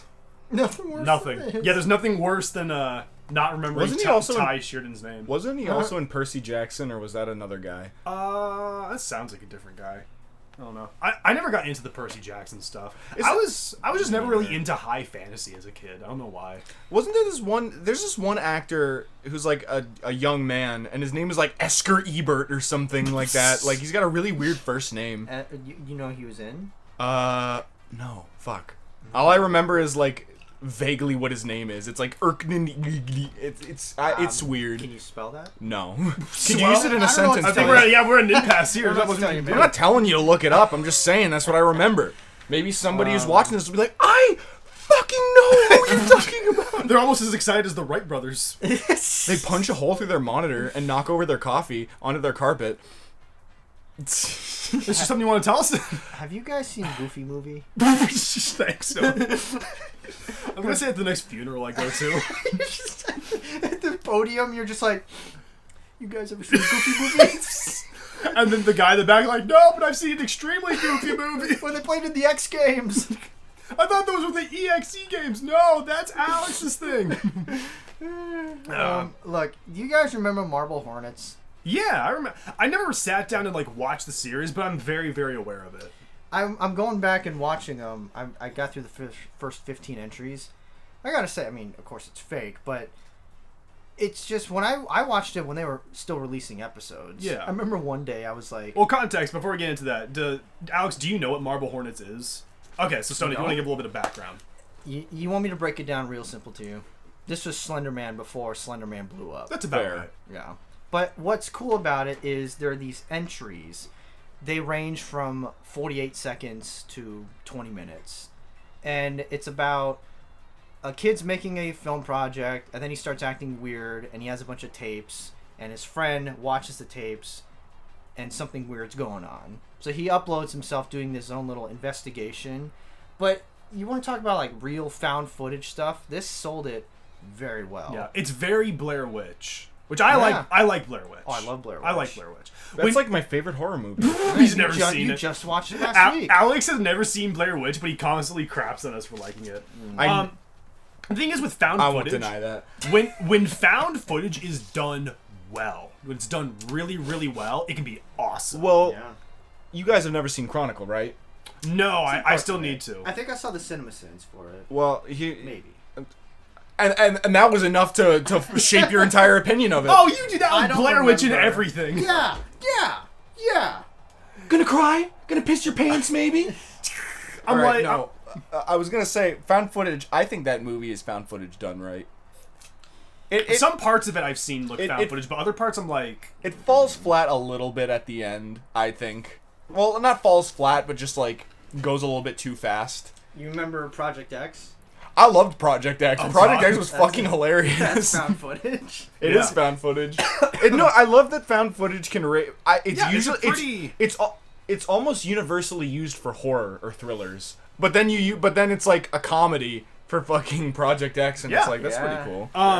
I think it just lends itself to horror more because when you have Handycam, which is usually what it's supposed to be with found footage, if it's like Handycam stuff, or iPhone if you want to be a Gen Z idiot or whatever. But because it's so low quality, and because horror is so reliant on the idea of your imagination going wild and the fear of the unknown and not quite knowing what's out there, it allows your mind to feel. That's why people find things like Blair Witch and Marble Hornets so scary, because it's so low quality and because you kind of have to maneuver when you have the camera like just like set down. If it's just like here, like just set down on the ground and it's facing the wall and you hear the stuff going on, your mind's going, oh crap, oh crap. And like if it's like chaos and then suddenly silence, it's like, well, did my character make it out okay? Did the monster come out? Like, what happened here? So it just lends itself well. But that being said, then you have things like Project X and Chronicle, which take found footage and just kind of... Well, Project X is just funny. Project X is hilarious. Chronicle's not funny, like at all. There's some parts where it's like Looking at that guy's haircut makes me laugh. fucking Dane Dane DeHaan. DeHaan. Yeah. No, honestly, Dane DeHaan is a good actor, but he can only ever play like disgruntled white kid. Edgy, like, no- my dad doesn't understand me. Your blood can't make me die more. Is that a line from Chronicle? No, that's a line from the Amazing Spider-Man 2. No, but you leave out the best part, but it could do something worse. Like what? It's gonna kill me twice? That's the funniest thing I've heard in your blood can't make me die more. But He's like, I'm already dying. my favorite You part... can't make me die more. like, that's not true. Well, we can my- end it right here. No, my favorite part is what Spider-Man says after that, but it could do something worse. What's worse than Oh my dying? fucking God. You die, you come back to life and die again? Like, you could argue, Vision? like, in eternal pain, but at the same time, it's Yeah, like... But in Spider-Man universe, I mean, come on. it's like there's literally a rhino rocking around. Like, shut up. with Paul Giamatti in it. But here's the thing, it's like, so Dane DeHaan, well, he was also in like Elysium, like the City of 1,000 Cities or Yeah. whatever. He the was fuck. also in Metallica's movie Through the Nether. He was the guy on the horse.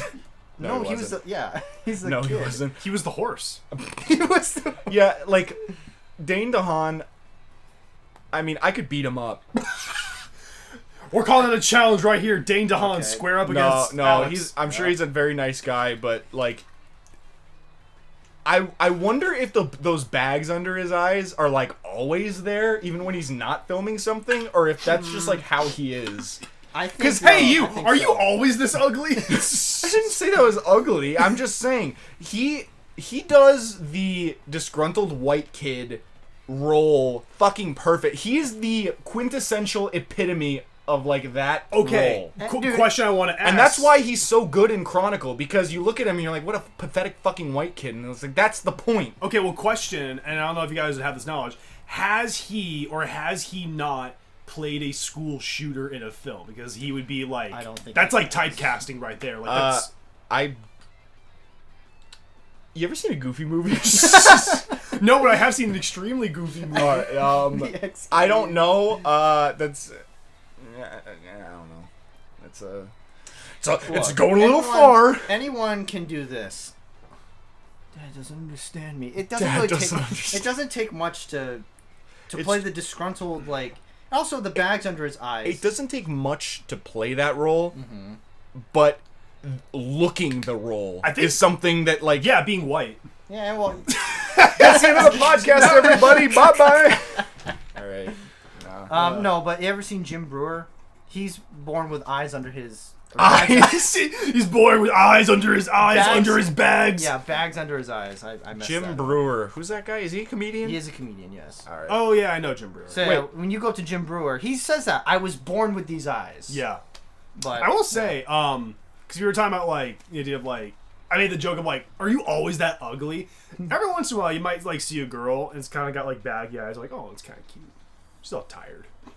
You know what I'm talking about? Yeah, and then she starts shuffling around tarot cards, and you're Oh my like, God. oh! Thanks, buddy. tarot cards. Oh, I just. Yeah, Alex gave me Oh, a. they gave each other a side He gave me a hug. real sweaty hug. Are you sweating? No! No, but I no. am. I am, because I sweat like crap. Oh, so you're blaming him? Yeah. Oh. No. The tables have turned! Oh, I drew my tarot card. Is this the tower? There's bombs everywhere. Oh. Oh! The Empress? Oh! Now I get a 3-point damage increase! Stone knows what we're talking about. Yep. Yep. Stone loved the binding. It was of Black Isaac. Ops 2. If only fucking Dion were here. Poor fucker got COVID. Oh, he I did? He did get COVID, yes. Oh, man. Not from the party. No, not from the party. It was after the party. What was it from? Because his roommate and his girlfriend didn't get it, so sucks. it wasn't at the party. It's when he went to go. He's fine now. He's through the worst At of the it. slightly, did he get it from the slightly below Wolf Lodge? He doesn't go there. He doesn't work there anymore. Oh, that's right. That's right. He probably got it from his job, but yeah, he's past the worst of it. Dion, if you're listening to this, love you, dude. Dude. Come on the podcast sometime, and you and I can shoot the shit about Binding of Isaac. And Stone twiddles his thumbs. Stone will sit. That'll be like me whenever he talks about sports. Well, at least I kind of. I got a laptop here. I'm good. He's got a Well, laptop. you've seen He's me- playing Bloons Tower Defense or whatever. No, Balloons Tower Defense That's 5. That's the best one. We knew exactly God, which Bloons one. Tower Defense 5. I'm And your doing- PC just like turning into a jet engine by like You can see it glow like orange from how hot it's. I love that meme where it shows like someone took the nail shooter and they put it on like the outside of a room and it just says idiot on there or something like that. Let's see if we can find it. It cracks me up. Hey, by the way, after this is done, What's up? let's upload this thing. Oh yeah, no, I'm gonna edit it and we're gonna All right. put it up. But then I got to do some shopping. You guys want to tag along and get something to eat? What kind of shopping? Well, I got to go to the Sardellas, pick up my check. To the Sardellas. Did I say the Sardellas? You might have. Oh, you might have. I was definitely gonna go to Zia. Start Ooh, there. I might be down. Probably the Thunderbird one, and then after that, maybe Arrowhead. Oh, for Hat Club. No, I didn't even think of Hat Club. No, I'm shopping for Monica and Angela, which is gonna be kind of a Simp. No, I'm just kidding. He's talking with the women, you sap! I'm talking to women makes me a simp. Yes. Yeah. The Sigma male grind set is ignore the bitches. Wow. The Sigma male grind set is... Ignore the bitches, but why won't they come after me? Because they're ignoring you. Oh, why don't women talk to me? Oh, Do you go outside? What is it? Wait a minute, you mean I have to, in order to date women, I have to talk to women? Oh! Oh! punches hole through drywall. Oh, Hold on. Literally spits on keyboard. Oh! what do you mean they don't like Monster Zero Ultra? Oh, Do they not? I'm sure It's there's some. more of a guy drink, right? Do you know what the Google definition of incel is? Let's hear it. Well, it's just a picture short. of- It's short for involuntary celibate. I didn't know that, but Oh, no? no, I didn't. A member of an online community of young men who consider themselves unable to attract women sexually, typically associated with views that are hostile toward women and Yep. men who are sexually active. That's just Reddit. It is. I'm sorry, it is. Did I tell you? I'm on Reddit. Oh, God. You're a mod? He's the mod of the incel 20 of the subreddit. 24 subreddit. No, he's the mod for the brain cell subreddit. or No, whatever. I'm just on random band. I'm only on band pages. Okay, that's fine. It's pretty fun. It's once you go to, like... The memes pages. You go to memes, you go to, like, relationship You go to advice. you go to the Supernatural X Sherlock X Oh, Doctor God. Who fucking fan page, Why and did it's you like bring that up? Do you think, like, the Taliban that's- has a subreddit? They say there's a subreddit for everything. no, but here's It's the a subreddit for you everything, ask why I maybe. brought that up. I was thinking, what's the worst thing? That's pretty That there's little things in this world that are worse. I mean, there's hunger, famine, murder, and then there's the super hulock fucking fandom. It's pretty up there, man. I don't know. Like, you just look at Here's one, the thing. you like, look at one of the posts. Yeah, hunger has killed people, but that fandom has killed people's will to live. Does that make sense? Yes. Okay. Because you look at it and you're like, oh, a bunch of people, they don't have food. That's fucking terrible. Oh, God, why is the world so cruel? And then you look at the Doctor Who super... And it's like Benedict Cumberbatch cupped the Doctor's balls in, his TARDIS, and you go, "That's why we have famine." You look at them, you're like, if only they didn't have food. Like, maybe we need, I don't know, more of it.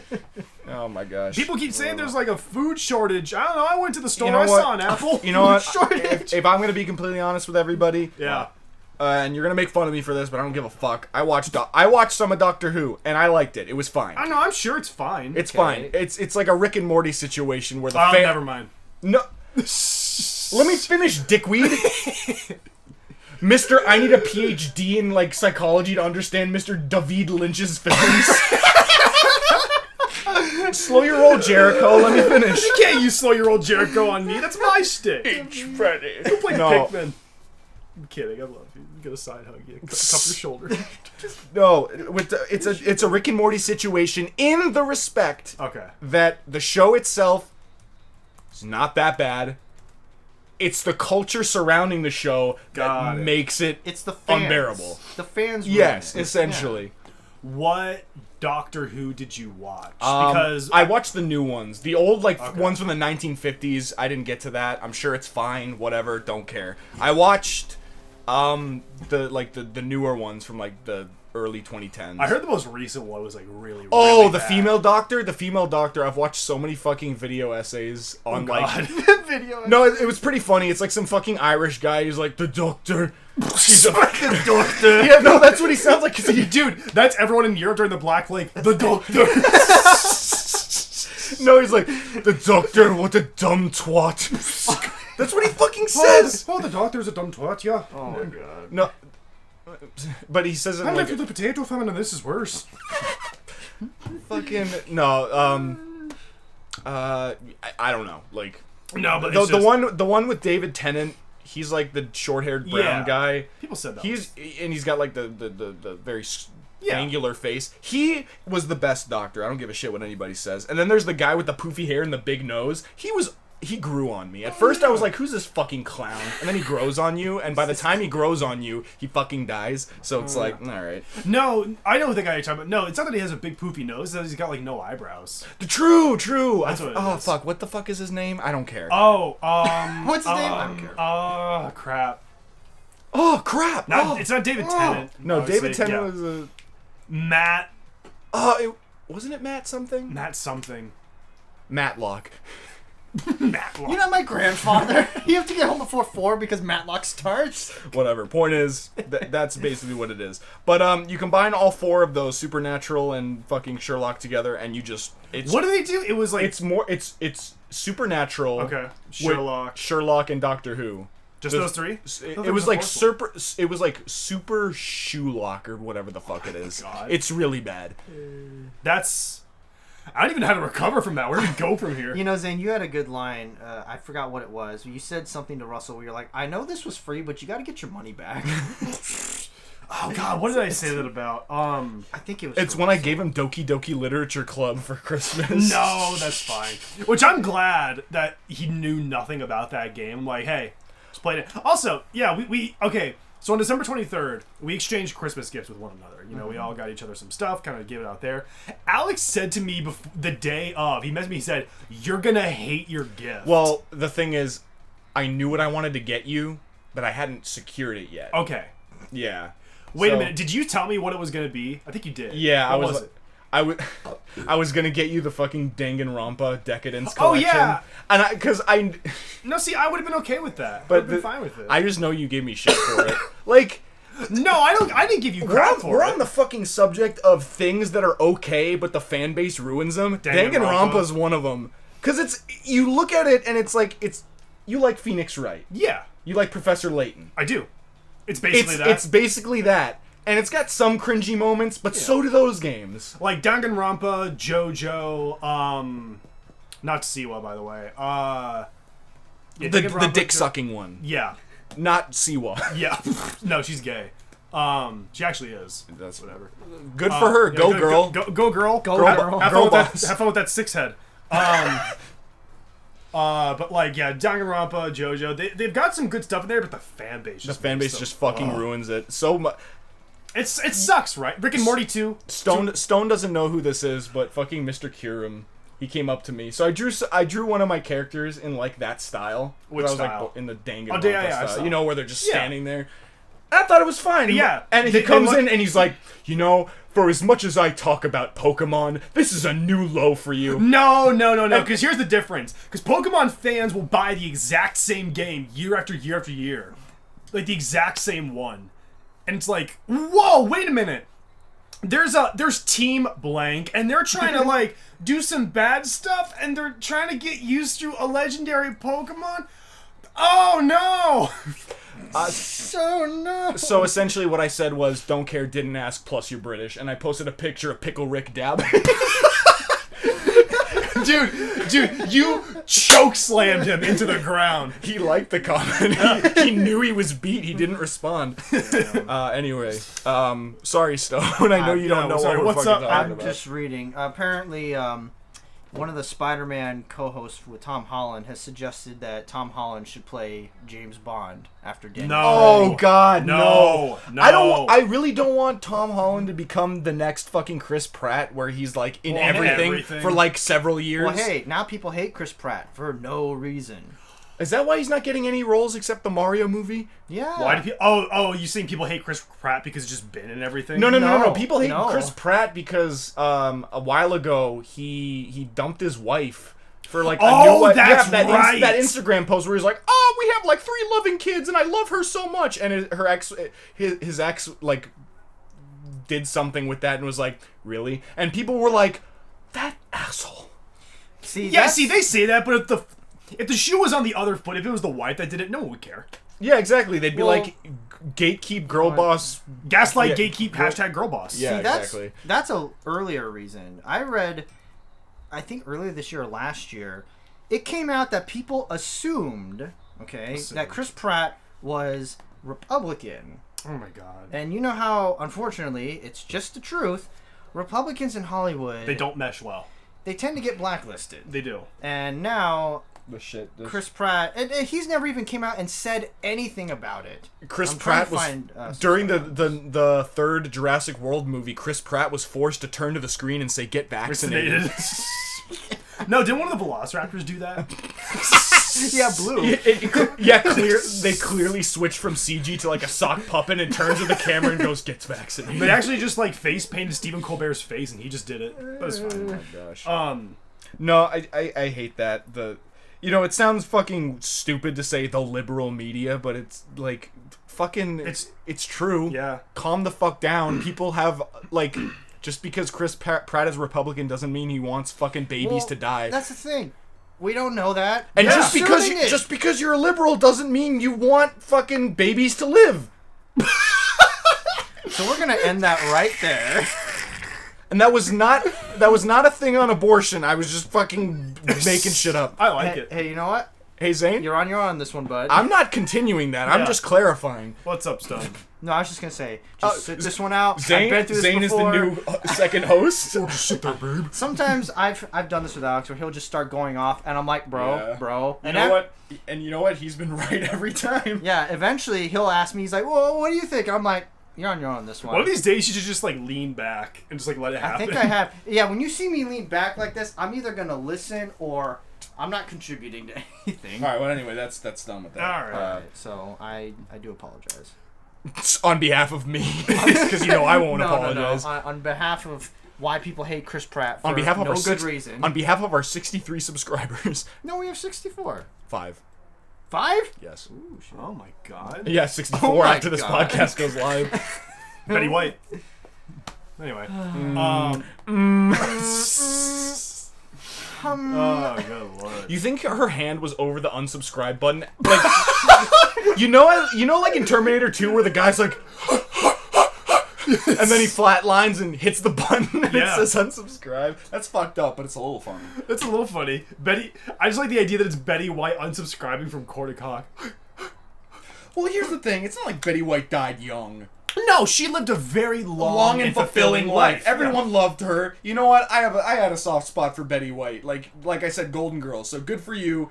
Everyone has their time. We're just trying to make light of a bad situation. Yeah. I didn't know that you were a huge Golden Girls fan. Dude, I have Girls. I have Golden Girls merch up the wazoo. Alex has golden. I have B. Arthur tattoos on my back. You look at Alex's trash can, he has golden gruel. Anyway.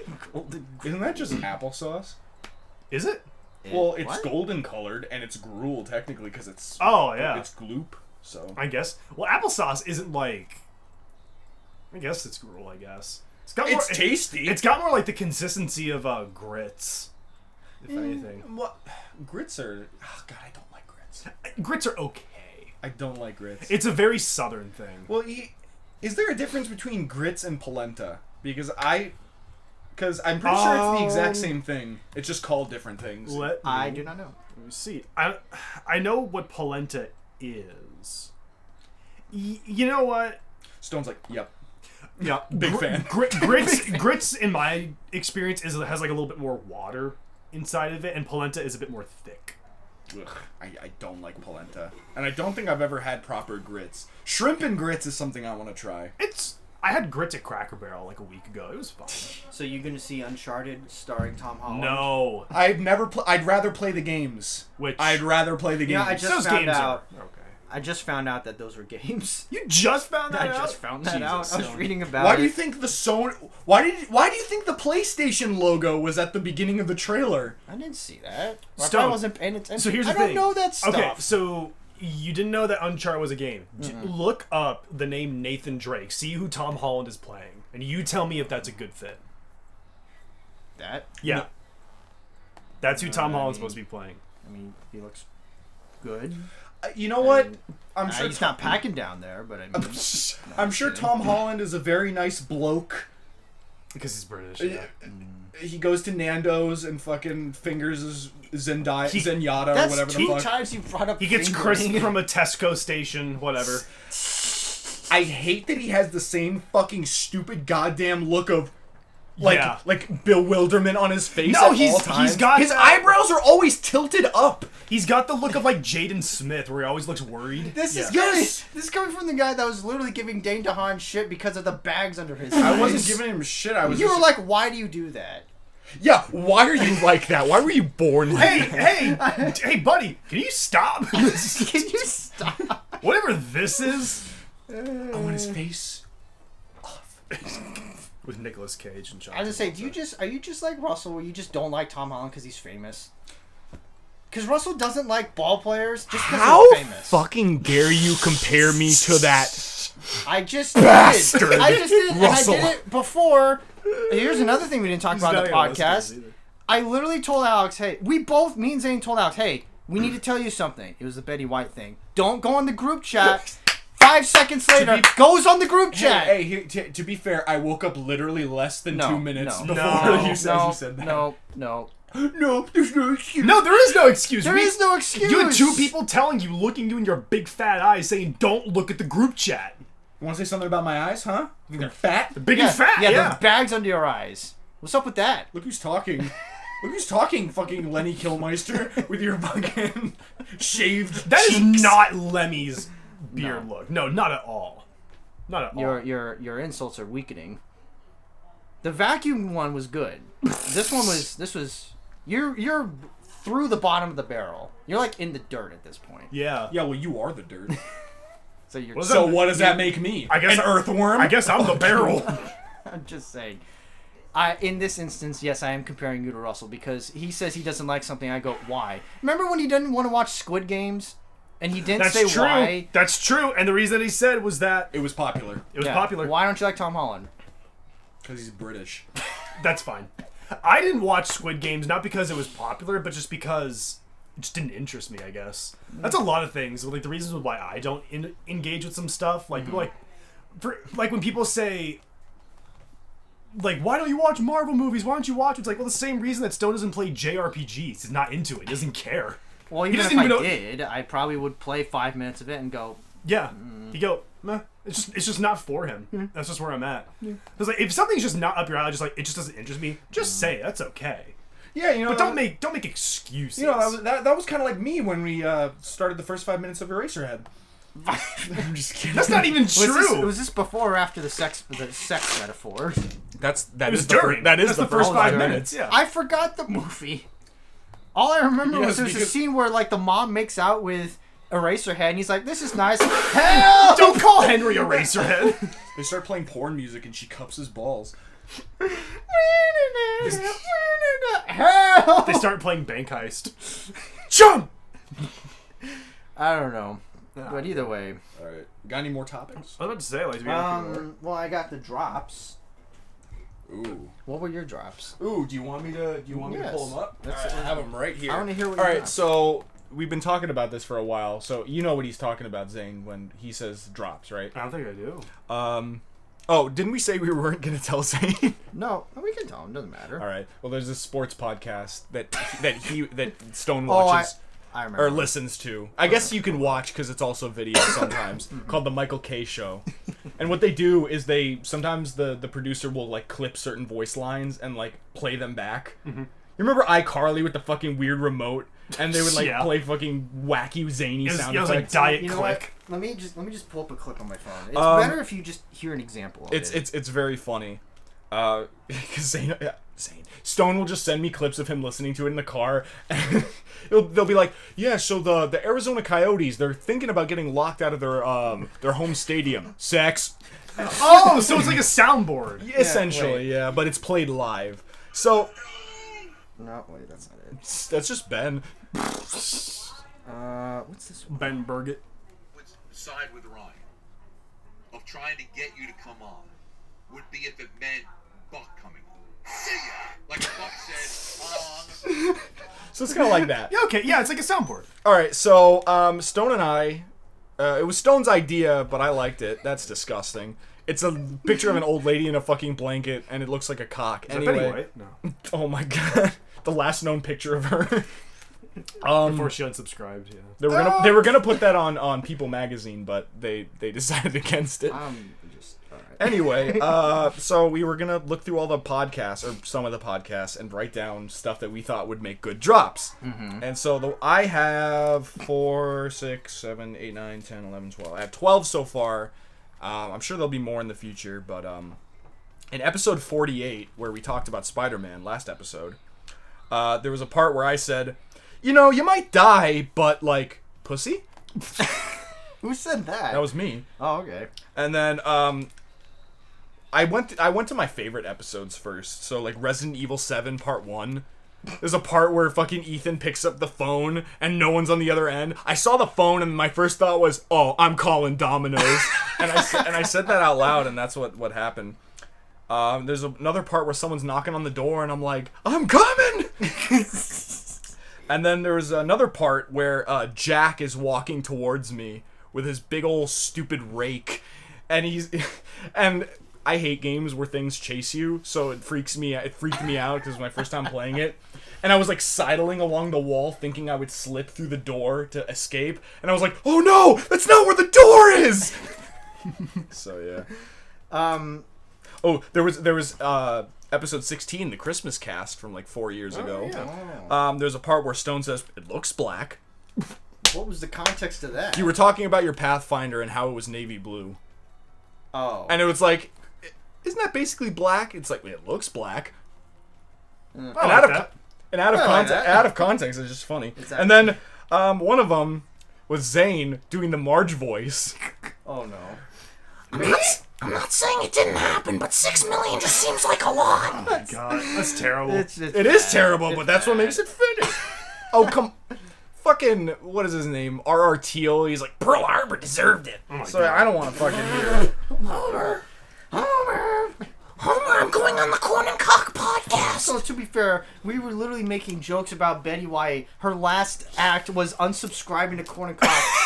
Her hand is over the mouse, and right as she dies, click. I think the difference is like Pearl Harbor happened.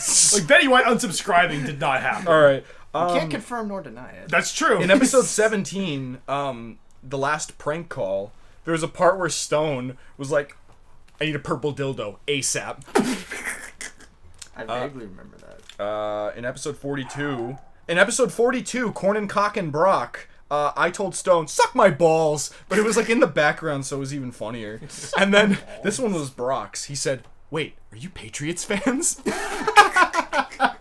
That's a lofty accusation to make, too. Wow, You yeah. don't tread lightly there. You call me a cheater? There was episode 13 where we argued about going commando versus not going commando, which, can I just say, I was gone. I was totally fucking wrong. You were. But what was your stance? My stance was going commando should be accepted. No. No.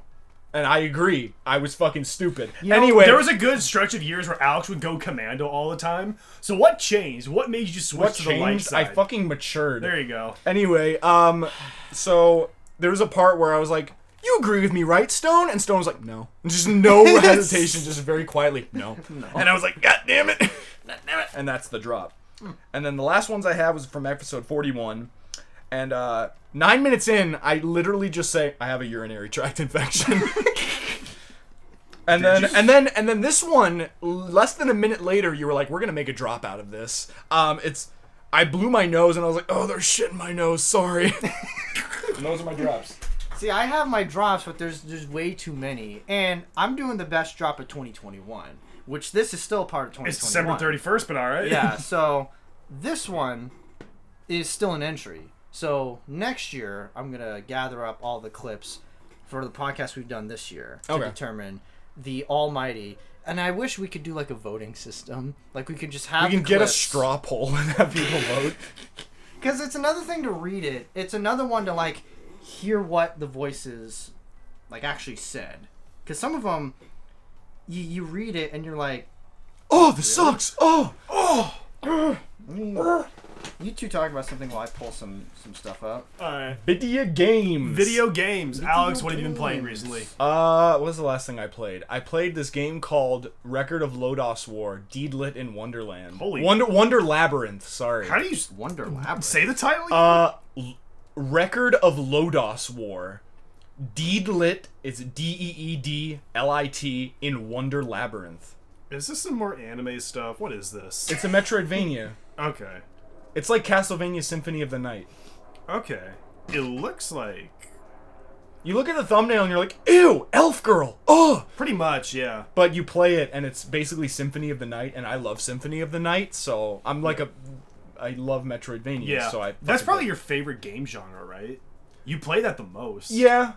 Metroidvanias. Just the feeling of starting off weak and then you get power-ups and you just progress. It's really good. It's the pixel art's really great. It's really fun. It's not too long, not too short. When did it come out? Not too long ago. No, really? It's the same people who made that made a game called you're gonna think I'm fucking stupid for this, but Toho Luna Nights, Okay.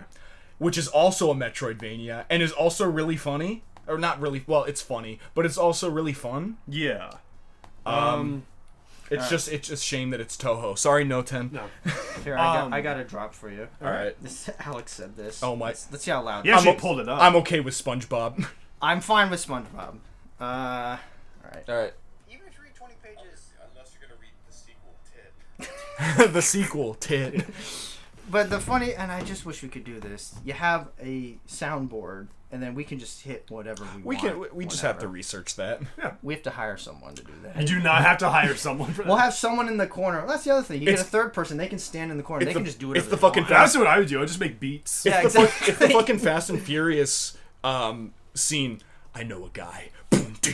And it cuts to like Rio de Janeiro. They go to a fucking mechanics.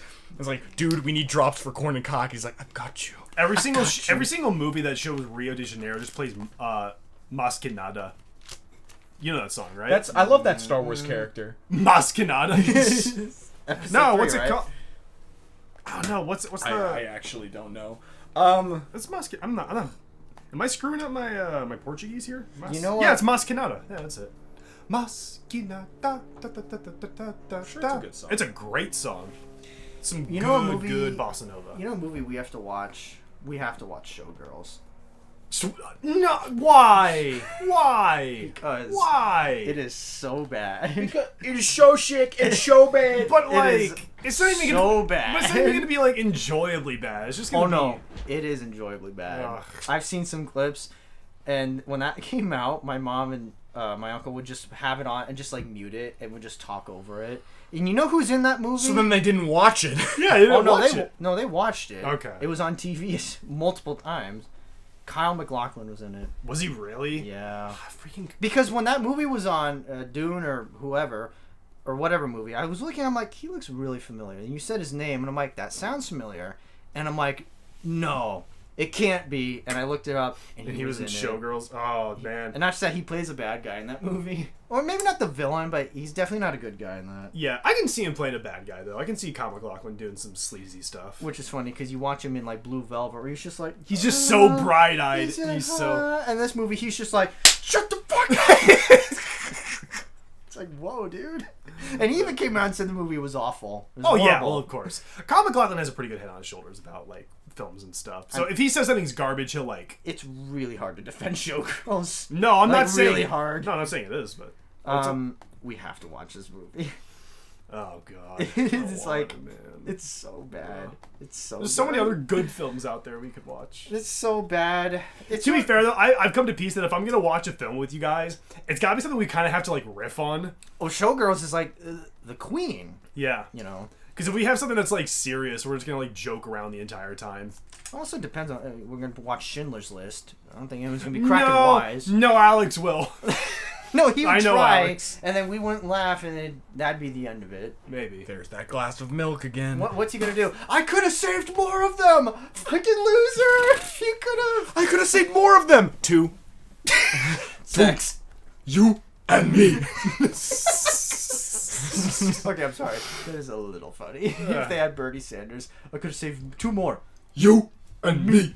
What was the context? The context was... No. He was like, what was it? It was a joke between you and I doing Bernie Sanders impression The saying... 99%. No, it was... Listen, do you know how many Americans have free healthcare? 2. You and me. But did you come up with that? Or did he say that? It was Alex... doing the impression, and you came up with the bit. Yeah, something like that. So you came up with it. I guess so, yeah. Okay. All right, thanks. All right.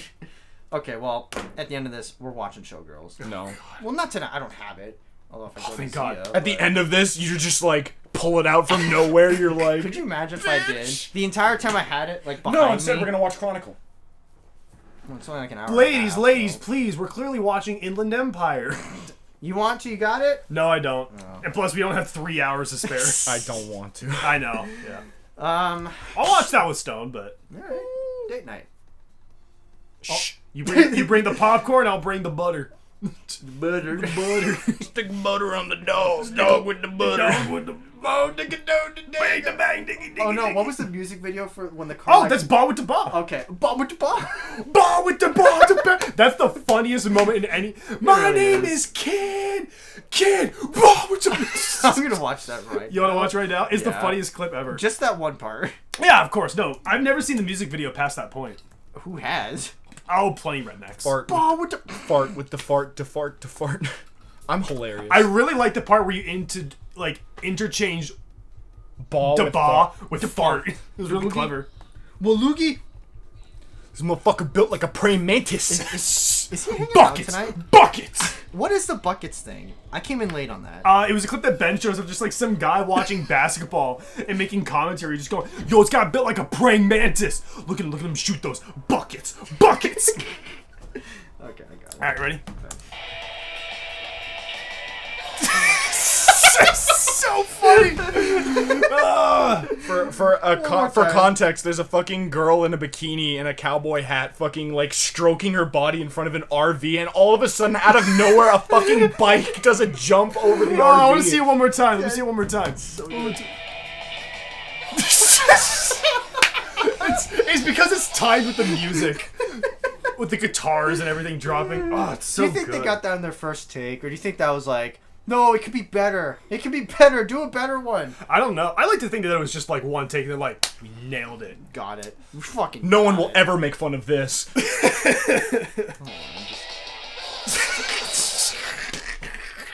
The picture of Goodbye Volcano Oh High. my just- god.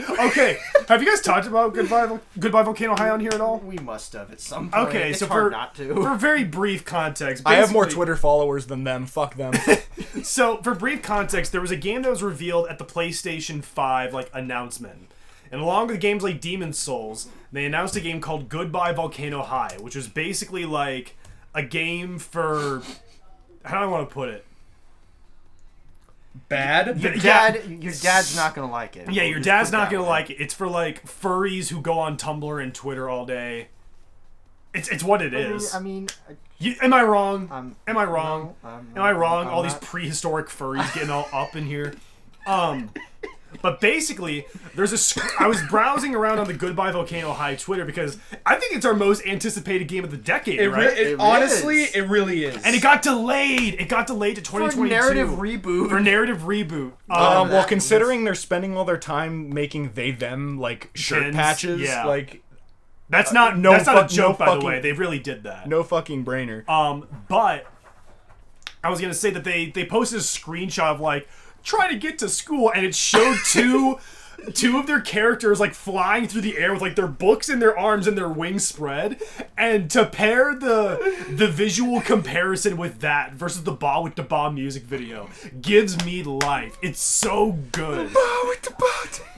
I want to say when we learned about Goodbye Volcano High, we probably spent a good like hour and a half just like not just making fun of it, but speculating what could happen. We never did make those bingo cards, but we need to. The game needs to come out. When we get a release date, we'll do Okay, it. when we get a release date, we'll make bingo cards. You guys wanna see a picture of you two?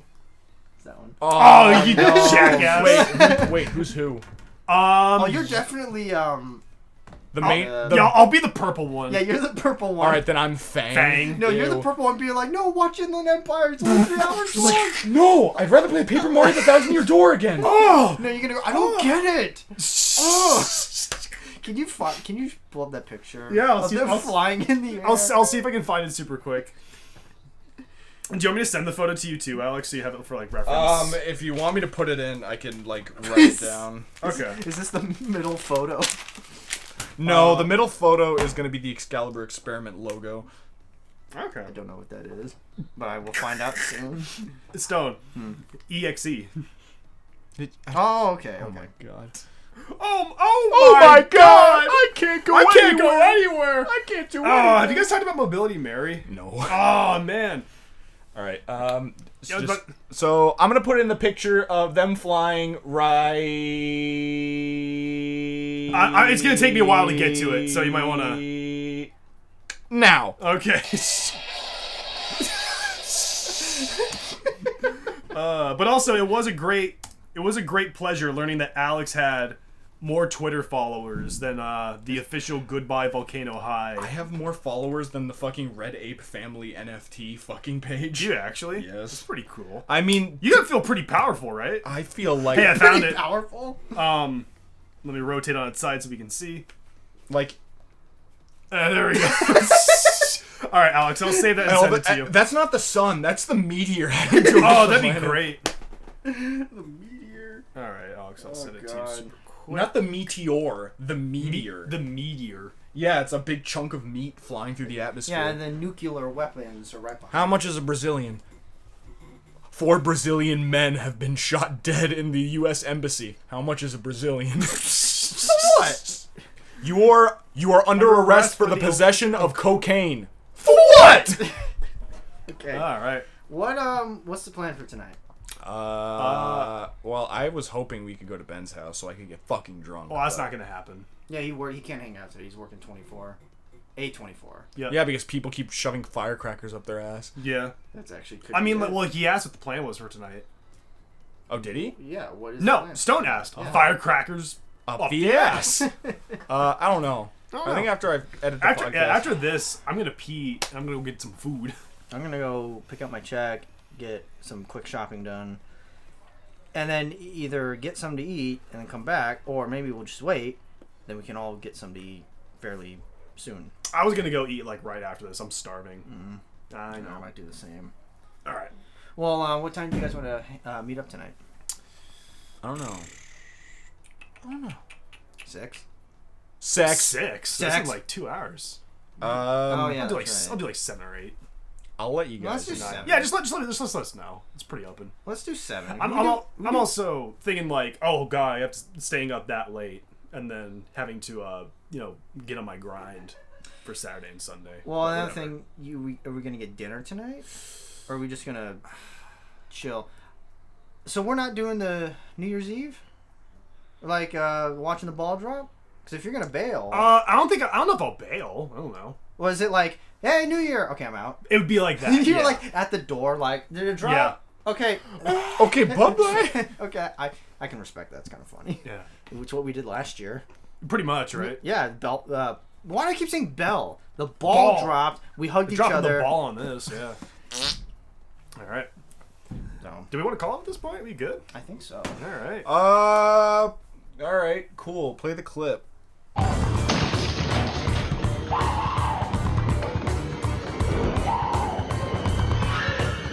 Here's Kock. That was awesome. All right. I appreciate the effort, Stone. Yeah, I just forgot to mute it. Yeah. Or unmute it. So what did we talk about? A lot of stupid shit. We talked about so much that we're not even gonna go over it. Betty White is dead. Betty White, David Lynch, Aphex Twin, Marble Hornets. Marble Hornets, Goodbye Volcano High, Rise Bank of Heist Skywalker, Bank update. Heist, Tom Bank Heist Holland. update, Tom Holland, Dan DeHaan. Dave Mustaine, Sex. Sex. Dave Mustaine. I mean, we basically Yeah, summarized that was it. basically it. do you want to do the daily bup? We'll do that after the podcast. Why can't we do it on the podcast? Fuck you. That's why. Because I'm the butt master. I'm the I'm the coach bup of this master. team. Wait, Zane, do you know that after he's done, I will inherit the daily bup? After he's dead? Done. Oh. 365 bups. Oh, then you inherit the Yeah, ball. but so you know what it'll be? The daily bup will be in my videos. So it'll be the weekly bup. Oh my god. So at some point... It'll be, instead of 365, it it's goes to 52. Yeah, so in my video, I'll be doing, what is it? Boom by System, and you'll just see Laugh Face. Good lord. So, yeah, that'll be fun. That's fun. I get to inherit it. Then, what happens after that? I have no idea. What happens after that? You give it back to me because I still want it. Yeah. What if I give it to Russell, and Russell sells it back Ru- to you? Russell? Don't you fucking dare give it to Russell. If you, It's not like you can buy another one. I actually can't. They're sold out. Well, you can still buy one. You tell me you can't. No one's offering to sell their bub cube. Probably not. 'Cause Wow, it's that's the bump such a cube. sad- Why would you want to sell the bump cube? That's such a. What is it? What is that thing that makes it so valuable that you can't sell it? You're asking a lot of questions here, buddy. If you have to ask that question, Yeah, you're not yeah. in the know. You're not ready for the answer. You're not out. ready You're for the out of the. Okay, phone booth. You know what? You're out of the club. Stuart. If you have to ask, then you're not ready to know yet. Stuart, you haven't done the daily bump cube today. I want to hear Kiefer Sutherland do that. Just be like, Alex, where's the daily bup? Did you do it? And you go like this. That's what you did. That's what you did when you called me. Does he know about that? One day I forgot to do the daily bump, and a few minutes after midnight, Stone called me and was like, "Hey, did you do the daily bump?" And I said shit out loud, but apparently like I chin touched the hang up button, so I thought Stone hung up on me because he was so upset that he just like quit. No, he was apparently laughing his ass off. Oh, I thought it was funny because it was the shortest and one of the best phone calls I've ever taken. I was at 12:30 or 12:15. I'm like, I keep refreshing his Twitter. I'm like, he didn't do it. So I called him. Like, hey, did you do the bump cube? And all of a sudden he just hears doot doot doot. No. What not do? I said, did you do it? And I was just picturing in my head. He's like this. Yeah. Did you do the daily bup? Click. And then I just heard. And I looked at my phone. I'm like, well, he's gonna go do it right now. And a minute later, yeah, I'm a dumbass. I forgot. We're gonna do 2 bup cube That's rolls. great. To be fair, that was the only day you missed. Yeah. And I am going to make my own personal daily bup highlight video. Go for it. Let's go with the highlight reel for today. Oh, you can see here, Alex Korn is showing his toes. Fumble! Especially when you're like, really? I have some ideas. That's good. I have some ideas as well. I know what I'm gonna do for the 100th bump cube roll. 100? Face reveal. You've shown your face on those. Yeah, he showed haven't his face plenty of times. All the Twitter simps are gonna go, "You're a dude! You're a dude. No! You ignore me. Oh god. Oh, God. Yeah. All right, well. Well, I got that title if you want it. Oh, what's the title? Bank Heist gets goofy. I figured it'd be something with Goofy. Goofy and Doofy. Goofy and Doofy. Y'all out here spitting. May I offer a suggestion? Bank Heist gets extremely goofy. Nah, Bank Heist gets goofy. That's fair. I like the alliteration of gets goofy. I almost want to say like Y'all out here spitting malarkey. All right, I well, don't care if it's free. I don't care if it's free. I don't want Bank Heist in this home. All right. Is that it? That's Is it. that it? Is that it? That's it. All right. Well, Happy New Year. Happy New Year. Happy New Year. Hope you liked this one. This one was fun. Thanks for coming on. Yeah, Zane. Thank of course, you for it's coming fun. on. I'll come back in another 4 years. 4 years. Has it really been that long? It feels like it. You're gonna come on for the 69th podcast. And I'm just gonna scream. The entire time you'll be in the you'll be in the backyard screaming your lungs out. You'll by the end of it you won't have a voice anymore. You're not gonna have a voice anymore. Let's go to CS, guys. Let's go to CS. All right. You want to go to shopping around? You want to stay here? Well, I'll stay for the editing. edit? Yeah. Yeah. Well, I also kind of have to because if I leave, it'll just. I'll be I like, forgot to I do am it. not going to edit it. Fuck you, Stone. All I'm gonna right. forget to do it. All right. Anyway, that's the end. Bye bye. See you in the new year. See ya. See ya. Bow with the bow to bang.